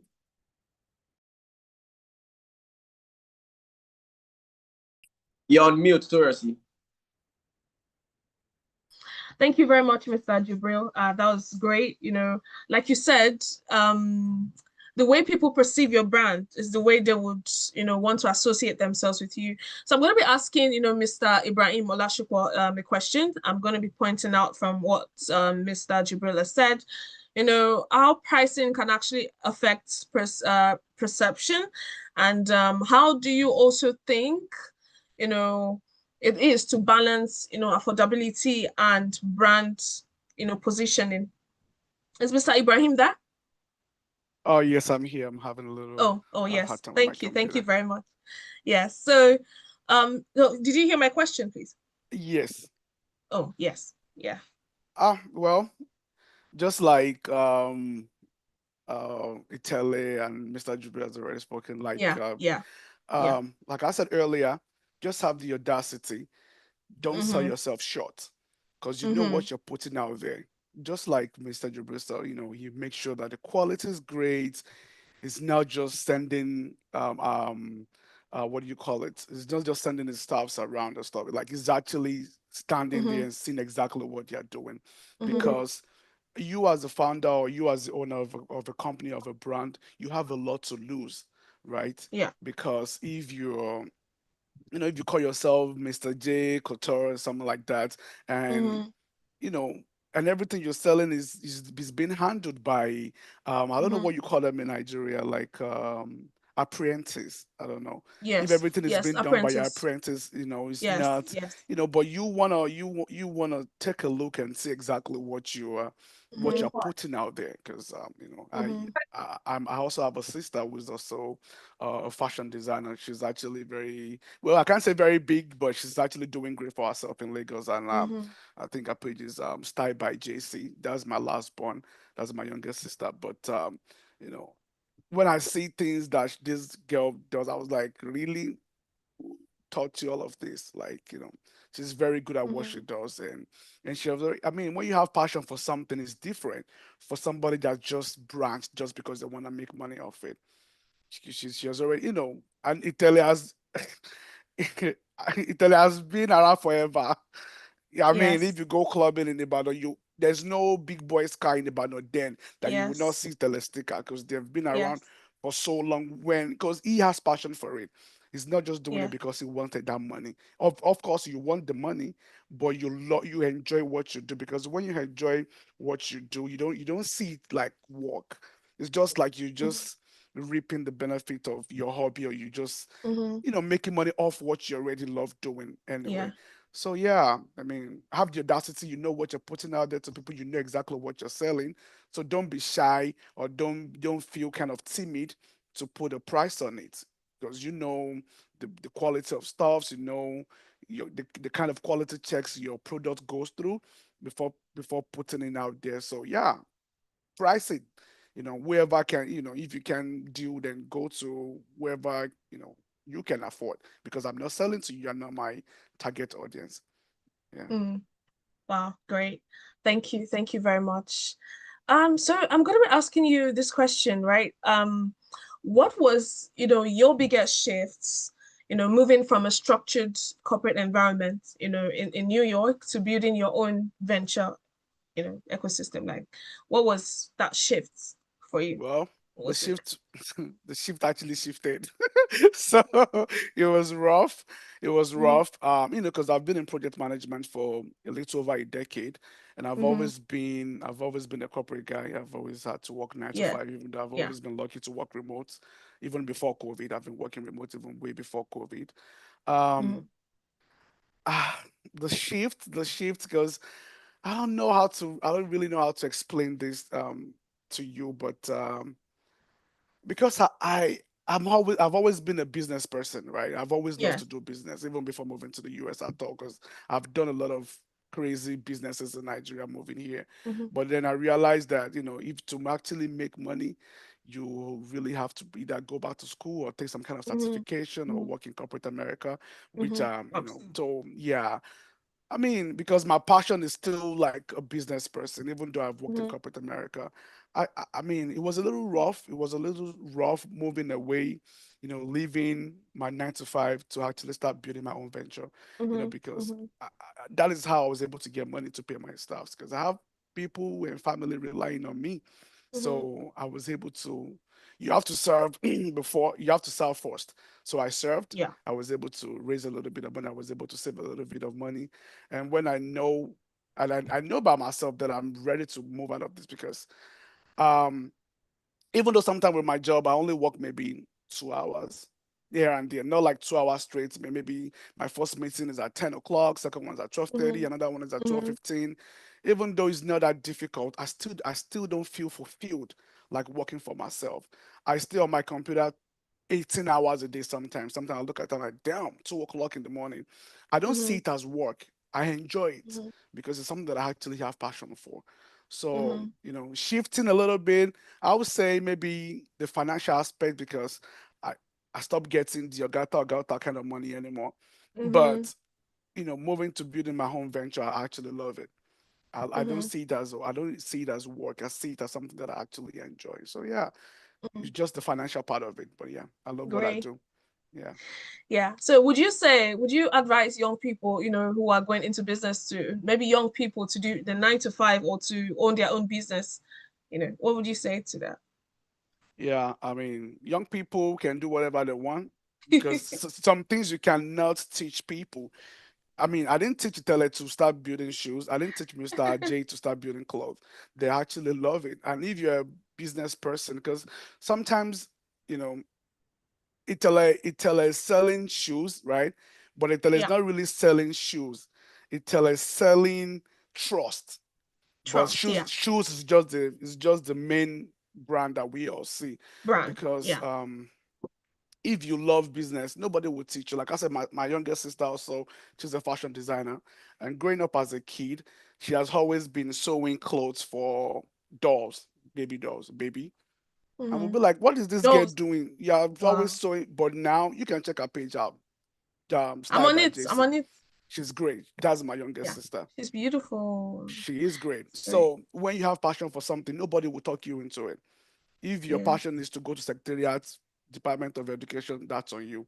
If you feel Mm-hmm. like you want to build something from scratch, if you like business, nobody would teach you. But um, I would just encourage our parents, we or brothers, uncles. If you see somebody that actually loves something, just encourage them.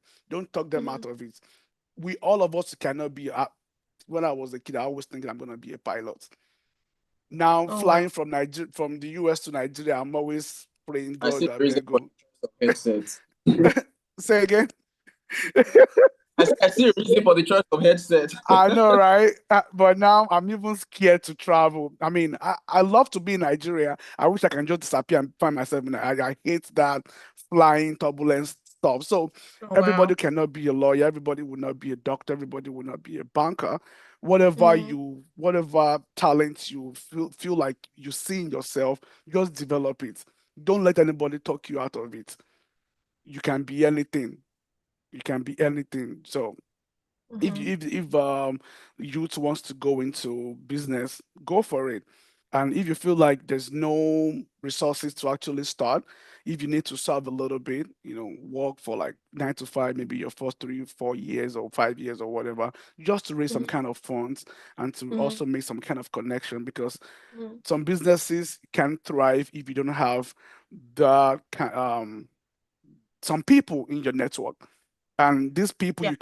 you can't go into in the UK. I believe you live in the UK, so you can find these people inside Tesco. You have to either work with them, serve them, work in the same departments. I mean, yeah, go Okay. for it, because a lot of people that's helping me with my business, then I work with them because I work at ISS. It's I work at the market intelligence department, so we do a lot of market research. So yeah, Okay. sometimes you All need to right. work a little bit and venture into your Yeah. business. Yeah. Wow, thank you. Thank you very much. Okay, so we're soon going to be wrapping up very soon, but before that, I still got a question for Mr. Jibril, and I'm going to be throwing this question to Mr. Shay David, popularly known as Itele. So from your experiences, across different environments, in Nigeria and in the UK, what would you say, are the major differences like building, when it comes to like running businesses? Which one do you actually prefer? To be honest, I love both, right?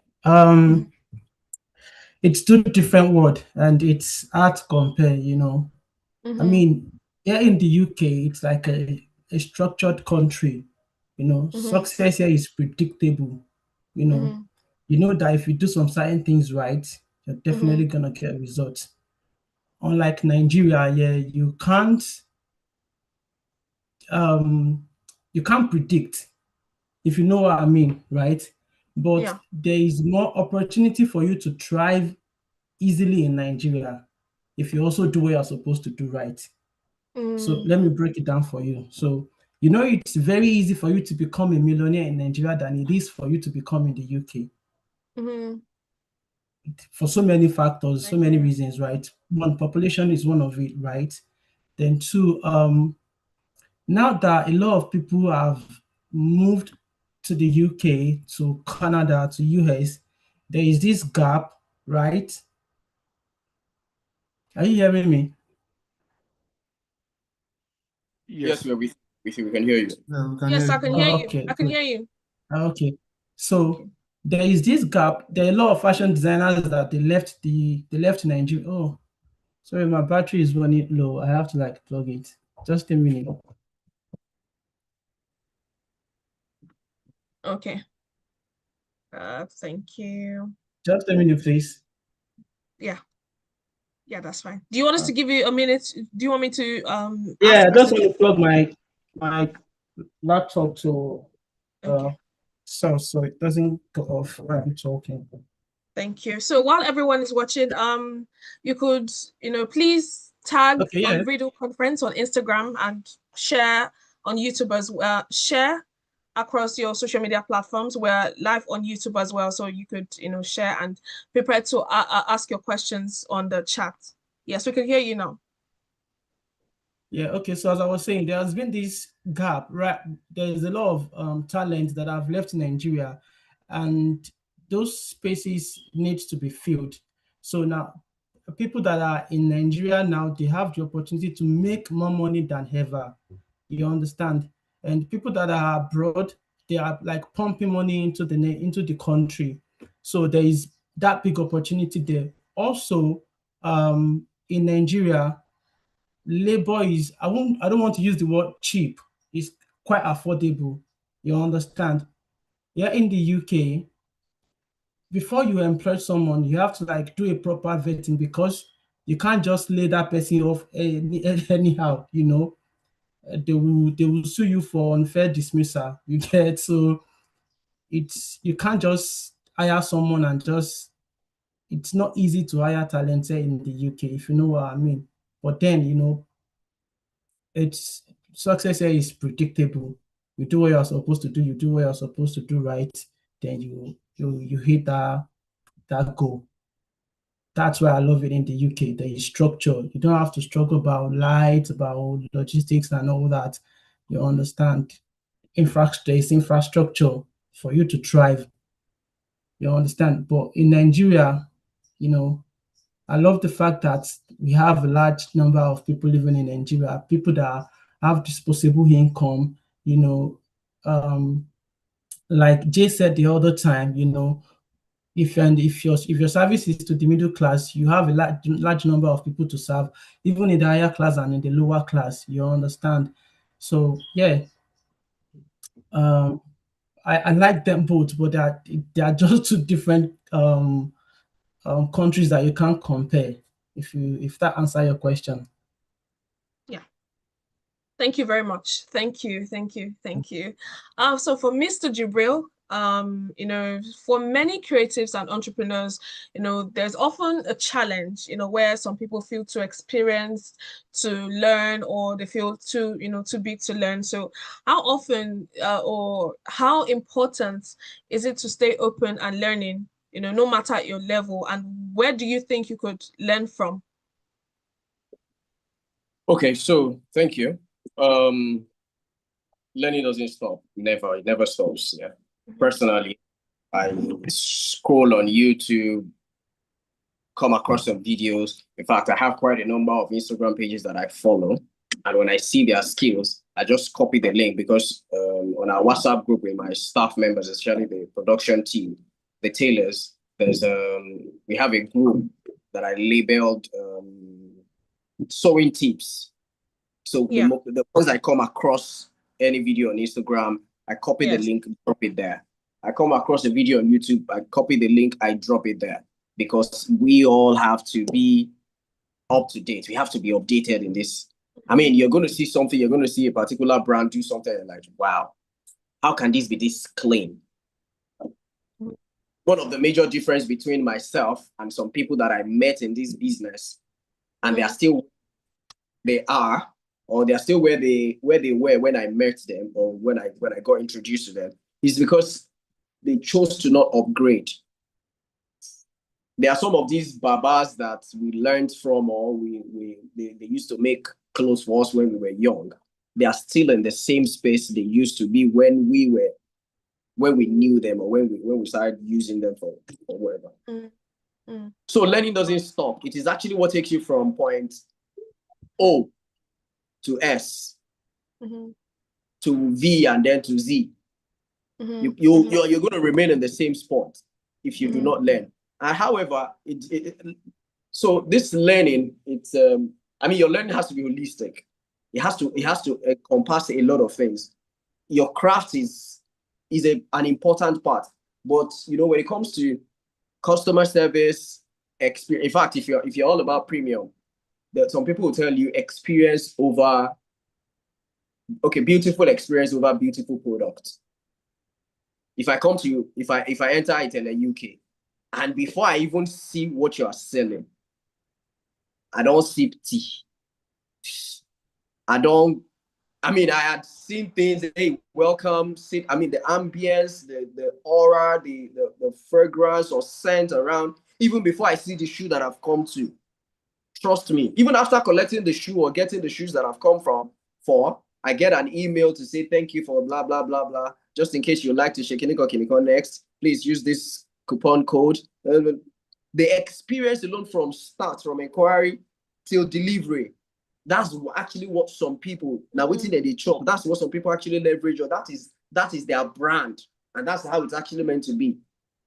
I have an example, Mr. Charles of Africana Couture, one of my biggest role models. Mr. Charles, he sells experience.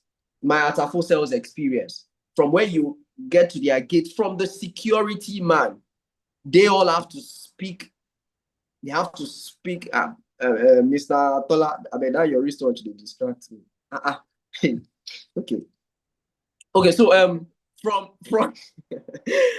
from the gate, from the security man, everybody speaks the brand. Do you understand? You're knocking on the gate and somebody attends to you, welcome, blah blah, and then you get into the reception.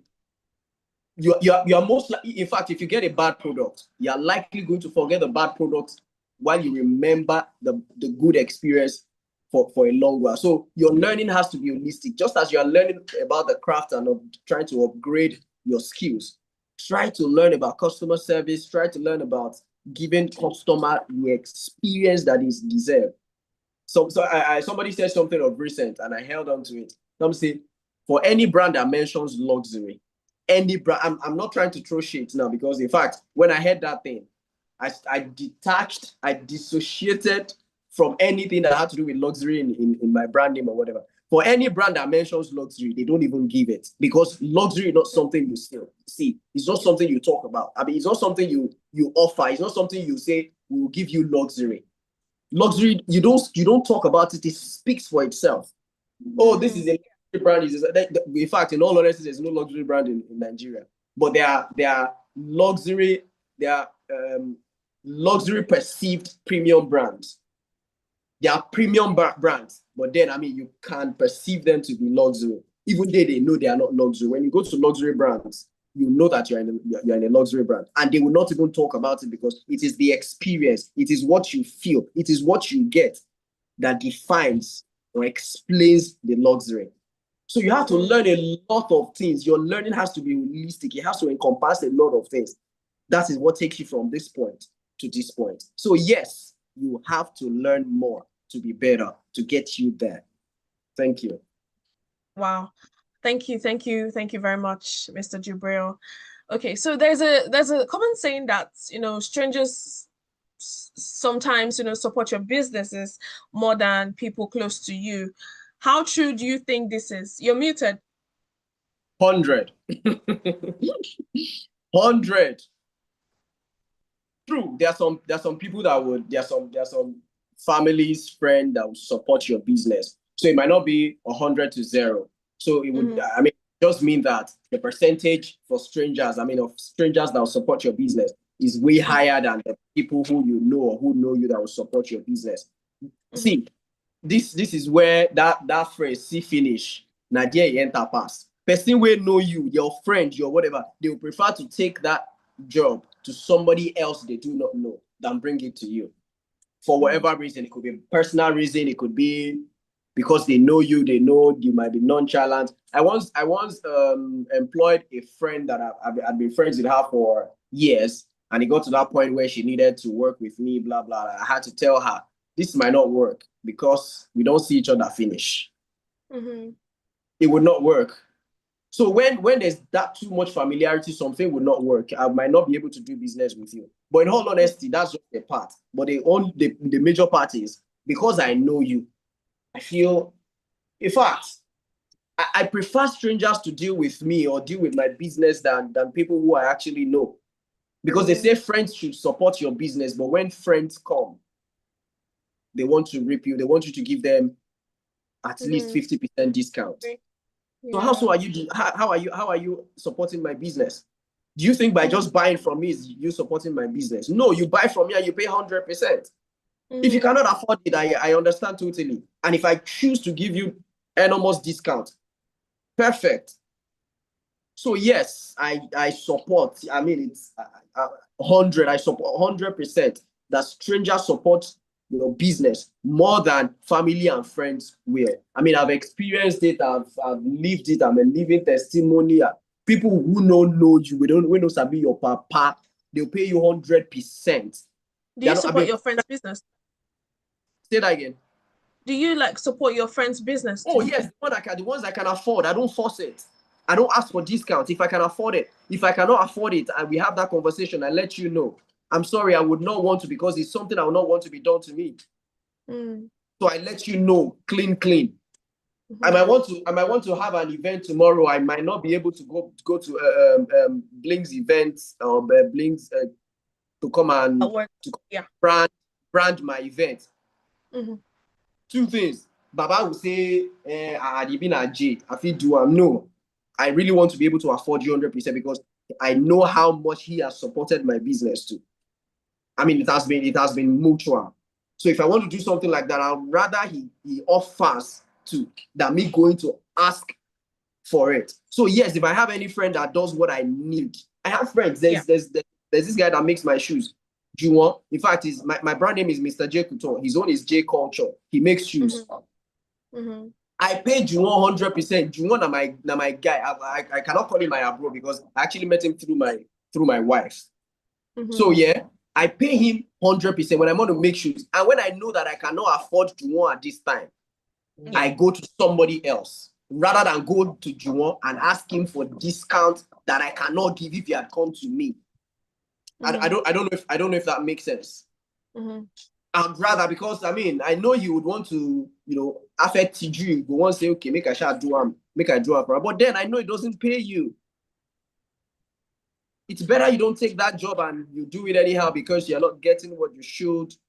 So yes, I patronize my friend's business when I can afford. And there are some friends you will not even be able to patronize their business because they will not even give you what you want. Oh, my friend, she does makeup. She didn't use me on her wedding day because the one way they do for me for other people party for who I the manager because you be my friend. When I go there, they say I look like Ojuju. So why should I patronize you on my wedding? Absolutely, yeah. True. Do you understand what I'm saying? So that's really not me not wanting to patronize my friend. It's because at that stage, I know you cannot give me what I want. So that's it. Yeah, I actually understand, your point, because sometimes sometimes our friends could be like nonchalant, about, what we want to deal with them or something. It could be different things, they could be nonchalant about it. They'll feel like, oh, let me just do it for her anyhow. She's my friend, and, of course. So do you want to, what did you say? There's a trend.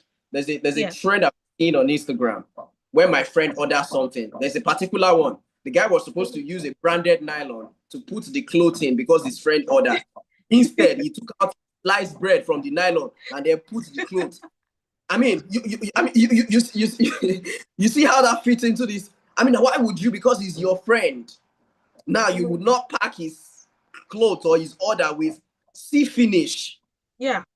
As the place from me, the vendor, to you, the customer. It is the same way we play from the customer to you. If you are, it's a funny trend. You laugh, but there's a big message. It's something that shouldn't be. Jokes or not. There was a particular one. The lady was going on bike. She just threw. She didn't even stop. She rode past the friend's shop. She just threw the inside blue black nylon. Now where you pack the friend order, just throw them enter our shop. And then I was there, checking it. Not even a stopped. Why should you treat your friend that way? Because why should you treat the customer that way? Because the person is your friend. It is wrong. It is, honestly. So if you do that to them, we expect them to do that to us too. I would rather not leave that space anyways, because I will not treat you that way. So if I don't want to, if I will not treat you that way, I shouldn't leave space for you to come and treat me the same way. Thank you very much, Mr. Jibril. I tweeted one time, patronize your friends only works when your friends treat your work like a priority, not an afterthought. I think Mr. Shay David has been, laughing since. I think he wants to say something about. You want to say something? You want to buttress what his point about the patronize your friends? Something. Do you want to? No, not really. He's absolutely right. He said it all. So it's the trend that got me laughing. So yeah. Yeah, the trend. Yes. Yes. All right, thank you. So my last question will be for Mr. Ibrahim Olashukwu. Are you there? Oh, yes, I am.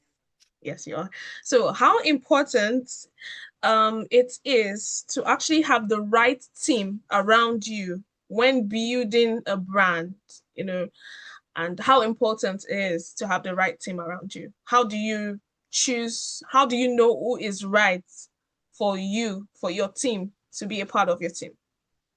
Yeah, thank you very much. Well, team is everything. I've never seen a single person on earth that is actually wealthy or that has a lot of money that gets there by themselves. You can't be everywhere. You need you need the right kind of team that can replicate you even when you are not there. And that boils down to what Mr. Ogoluwa spoke about earlier when he spoke about systemizing value. you need great team. You will know when somebody's actually on your team just for the pay, and you will Mm-hmm. know when somebody's on your team for the right reasons. They want you to be Yeah. successful. They want to be part of that success story. You can tell. Some people are just working for you just because they want to earn that money, just because they want Yeah. that money. Yeah. Some people Yeah. want to see you, become successful, and they want to be part of that story. Mm-hmm. So system building is everything, right? I mean, Mm-hmm. team building is everything. Um, you you don't. I How do I say? I don't hire very quickly. I mean, because I do have a couple of employees all around the world, like from different geographical locations. I don't hire very quickly, but I fire very quickly. When I see you're acting crazy, I don't give you second chance. I send you away because you're about to spoil my brand. No So way. yeah, I fire very quickly. I take my time to hire because I'm a founder. I wear different hats. I try to do this, I try to do that, but at the point I feel like no, I'm getting burnt out. I actually need the support. I actually need somebody to help, handle this part so I can focus on other things. So I take my time to interview as many people as possible, and Mm-hmm. and I try not to be cheap because if I know what you're bringing, especially from your past experience, if I know what you're bringing to the table is exceptional. I mean, like I said, I'm building a food delivery platform. Obviously, if I want to bring somebody from Uber Eats, which is a well-known global company, if I'm bringing somebody in from Glovo, like a big guy from Glove. Obviously, I have to treat them very, very good because I know what they're bringing to the team is not. They're not just adding to the numbers of my employees. They're adding to the value. So Yeah. I'm not cheap when I hire, and like I said, I don't hire very quickly, but I fire very quickly. Not because I hate them, but because I feel like our goals are not aligned. So team Mm-hmm. building is everything. And talking about system, you know, I mean, most of us we know about McDonald's, so or I don't know, maybe Burger King or whatever. So Mm-hmm. stores like that, they are is not owned by a single person, right? Those restaurants are actually franchised, right? Investors. Yeah. So as big as those names are, if you have a franchise of your own, maybe somewhere in South London, Excess, whatever, and you say that this store closes at 10 p.m., right? And some Mm-hmm. because this actually happened to me last night. That's why I remember this. So if you said this, our store closes at 10 p.m. and somebody comes in around Mm-hmm. 9:55 p.m. and you are not there, and even though Mm-hmm. McDonald's is a big name, Burger King is a big name, what do you think your employees would tell the customer that was about to come in at 9:55? They will tell them, we are closed. You only have 5 minutes. But had they been you are there as a business owner or the founder or wherever, you will still be like, we are still hoping. You have 5 minutes. You just have to be very quick with it. So Mm-hmm. you need the right people, even when you are not there, that will actually do what they're supposed to be doing. So Mm-hmm. picking your team or having team building, you really need to take your time. Don't be cheap. Don't be cheap, and take your time to before you hire anybody, before you bring anybody to your team, because and also make sure that you're hiring people with the right mindset.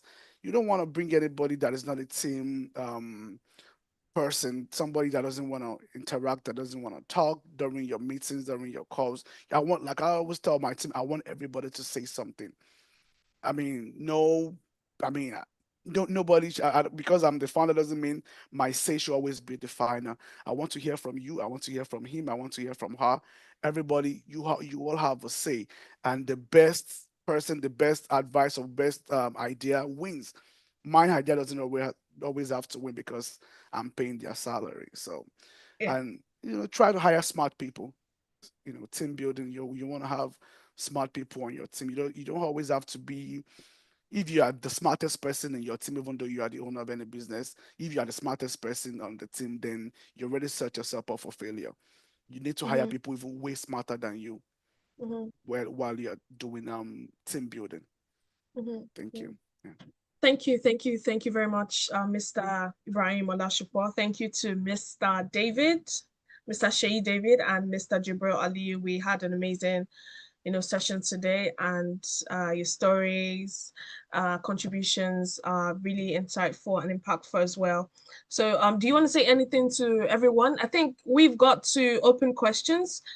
The questions and answer segment right now. So if you have questions for any of our panelists for today, please, you could signify or also like drop your questions in the chats.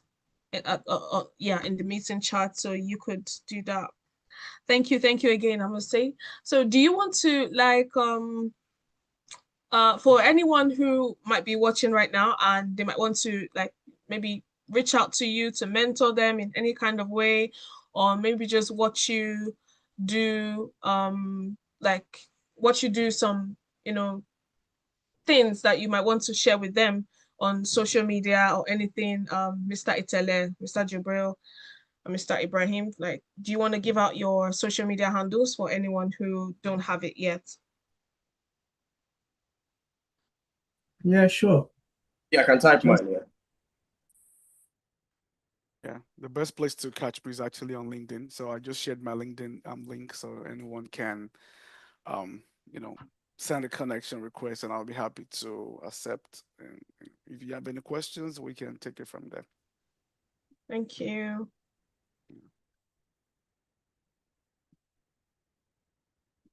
How about Mr. Itele?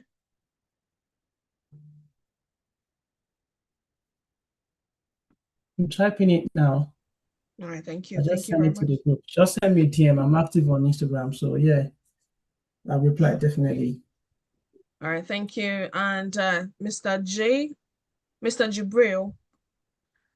Mr. Jibril, I think his Instagram is attached to his I think it's at Mr. J Kuto. Yeah, thank you. All right, anyone who has, okay, yeah, King Timmy, please, you can go ahead with your question, please. All right. Thank you so much, moderator. Thank you so much, panelists. That's been a very wonderful session. Interestingly, I have questions for every member of the panel, right? And I'll be starting with Mr. Ibrahim Olashupon. So earlier, you said something about understanding every aspect of the business, and that is important in building a global brand. So my question with respect to that now is that when you say understand every aspect of the business, does that include the financial aspects too? And I say this because so I watch Shark Tank a lot, and then you hear the sharks ask questions like, oh, what did you do last year? What do you have in inventory? What is the amount based on valuation, all of that? Do you think that when you say understand every part of the business, does that include that? And then for Mr. J, so you mentioned earlier, somewhere towards the end,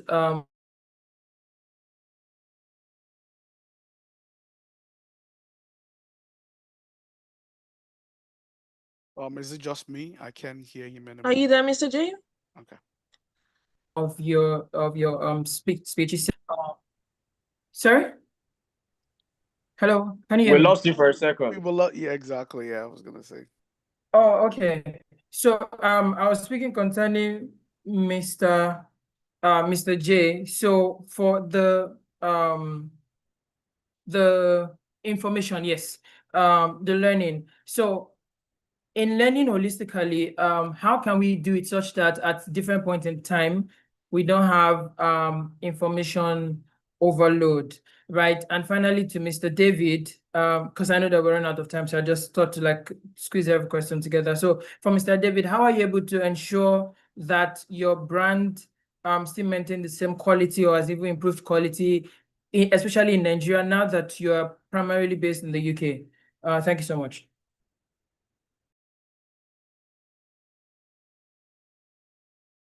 Also, yeah, let me go first because I believe you asked me the first question about understanding your business. Yes, you have to understand your business in and out, And you also have to understand the numbers. Because if you don't understand your business, you can't really sell anything to me, because I ask a lot of questions before I could even hire you to do something for me, or before I could even buy from you. I ask plenty of questions. And from the way you sound, I know that you know what you're doing, or if you don't know what you're doing. And I'm talking from the perspective of how even investors will invest their money into any business, into your startup, into your whatever you're doing. Investors just don't invest into ideas because ideas are very cheap. They invest in the founder. The way you talk about your business, they can see how passionate you are about what you sell. So like that's why I emphasized earlier on that you need to know what you are selling. Everything. Like if they're waking from your sleep, you should tell them 50 stuffs about your business, because that is your unique value proposition. Like that is what you're selling. You need to, if you don't have a value, how do I want to value you? When you don't respect yourself, how do I want to respect you? So I want to know that you are confident, you know exactly what you're selling to me before I hire you. I want to build a house, you told me you're an engineer or whatever, and I want to build a house of like 200 million, 150 million, but you can't even tell me how many blocks that I'm gonna need, starting from foundation to DPC to whatever. Like you don't even know what you're doing. Then why do I have to hire you? So I like to know that whoever I'm hiring or whoever I want to invest into, you are confident, you know what you're doing, you understand your numbers, understand your business from start to finish. You might not understand the technology part of it. I'm not a technical person. I don't write any kind of code, but I know what I want in my platform. I know exactly what I want my platform to look like. So that's why I said hiring people, team building, you need to hire the smart people that can help you bring your idea to life. So yeah, thank you very much. Thank you. Thank you very much, Mr. Ibrahim. All right, the next person. Okay, yes, you said Question. something about not having memory, being information overload. My brother, well, I don't know if anything like that really do exist, yeah.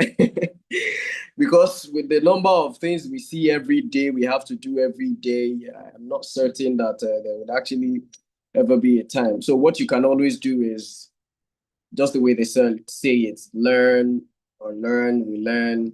Just make sure you do away with some information. Okay, this particular one that I used to know, I am no longer using it. Take it out. I mean, it might not be literally because you can't actually insert something into your brain to take that out, but just do well to never remember it, or don't let it interfere in your actions and processes. Yeah. So learn, unlearn, relearn. That's just the best way. Plan it. When any information comes, if you know that at this time I cannot digest it, keep it somewhere. If I open my saved what is it called on my Instagram, I have different sections. I mean, what do they call them? Labels. You see the one for sewing tutorials, you see the one for sales and marketing, you see the one for branding. If I cannot use that information at that moment, I save it, I keep it. If it has to do with Instagram, YouTube, there's a Kiniko podcast. I know if I watch this, I'm going to learn one or two things. If I can watch it at that time, fine. If not, I go to YouTube, is it bookmark, or I save it into favorite or follow up or something. I just keep them there. Because I mean, it is not a must I go through them at that time. So when you know that you don't have the capacity to add some extra information, you keep them till later. And when you know that, okay, the particular one, oh, this is new and I think I would like to adopt it, I love it, then remove the one you've always known. And if there's a way you can do mix and match, mix your Coke and Fanta to give you whatever, and just make sure you have something to use. I think that's just a way around it. Wow, thank you very much, Mr. Jibril. I appreciate you. King Timmy, you are muted. You're still muted. I did unmute. Okay, yes. Oh, I thought you were saying something. Oh, no. All right. Thank you very much. I appreciate you. All right. Who has another question? You could signify, please. David has not answered my question. Who? Mr. David, I also asked All right, Mr. David the question. Mr. David. Okay. Oh, sorry, what's the question again? Oh, I said that how are you able to ensure that your quality in Nigeria is as the same as before or even better than before now that you're on the UK market? It's simple, it's structure. You understand? It's structure. I have people that are doing that are checking the quality control, you understand? And yeah, I've been away for like 2 or 3 years now, and the business is still running. But there's something that I discovered lately that the quality has dropped, and it requires me going there again to put things in place. You understand? It's a business. Things like that happens. You understand? You can't shy away from it. So I mean, I'll be spending like 6 months in Nigeria this year, and it's basically to just put everything back in place. It's not like um, things are going really bad, but things are not as expected. I mean, up to my own expectation, to the standard that I want it to be. Now that I've even learned so much in the UK, you understand, seen a lot and all that. So I'll be around, training the team and all that. So yeah, basically structure. You understand? You should be able to stay away from your business for a period of time. You understand, without having any issues.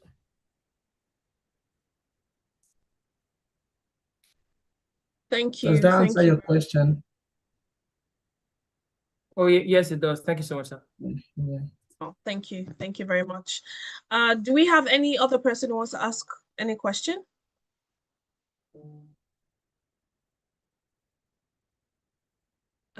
Do we have any, please?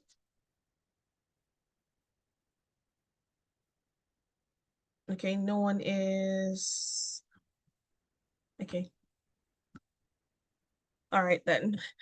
I must say thank you very much to all our panelists, for an incredible, insightful, engaging session. And I must say thank you to Mr. Ibrahim Olashukwu, Mr. David, Mr. Sheikh David, and Mr. Jibril Aliyu, and also to our convener, Mr.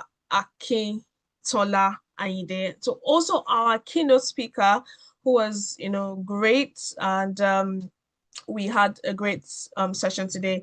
His name is Mr. Ogoluwa Olushakin. I must say thank you very much. We had different perspectives today, from systems and operations to creativity, branding, to building businesses that can actually scale beyond local environments. And each of our panelists brought something unique to the conversation, from discussions around building structure, scalable systems, and creating a strong brand identity, and also understanding placing value on a brand, realities of growth, challenges, and positioning in today's global markets.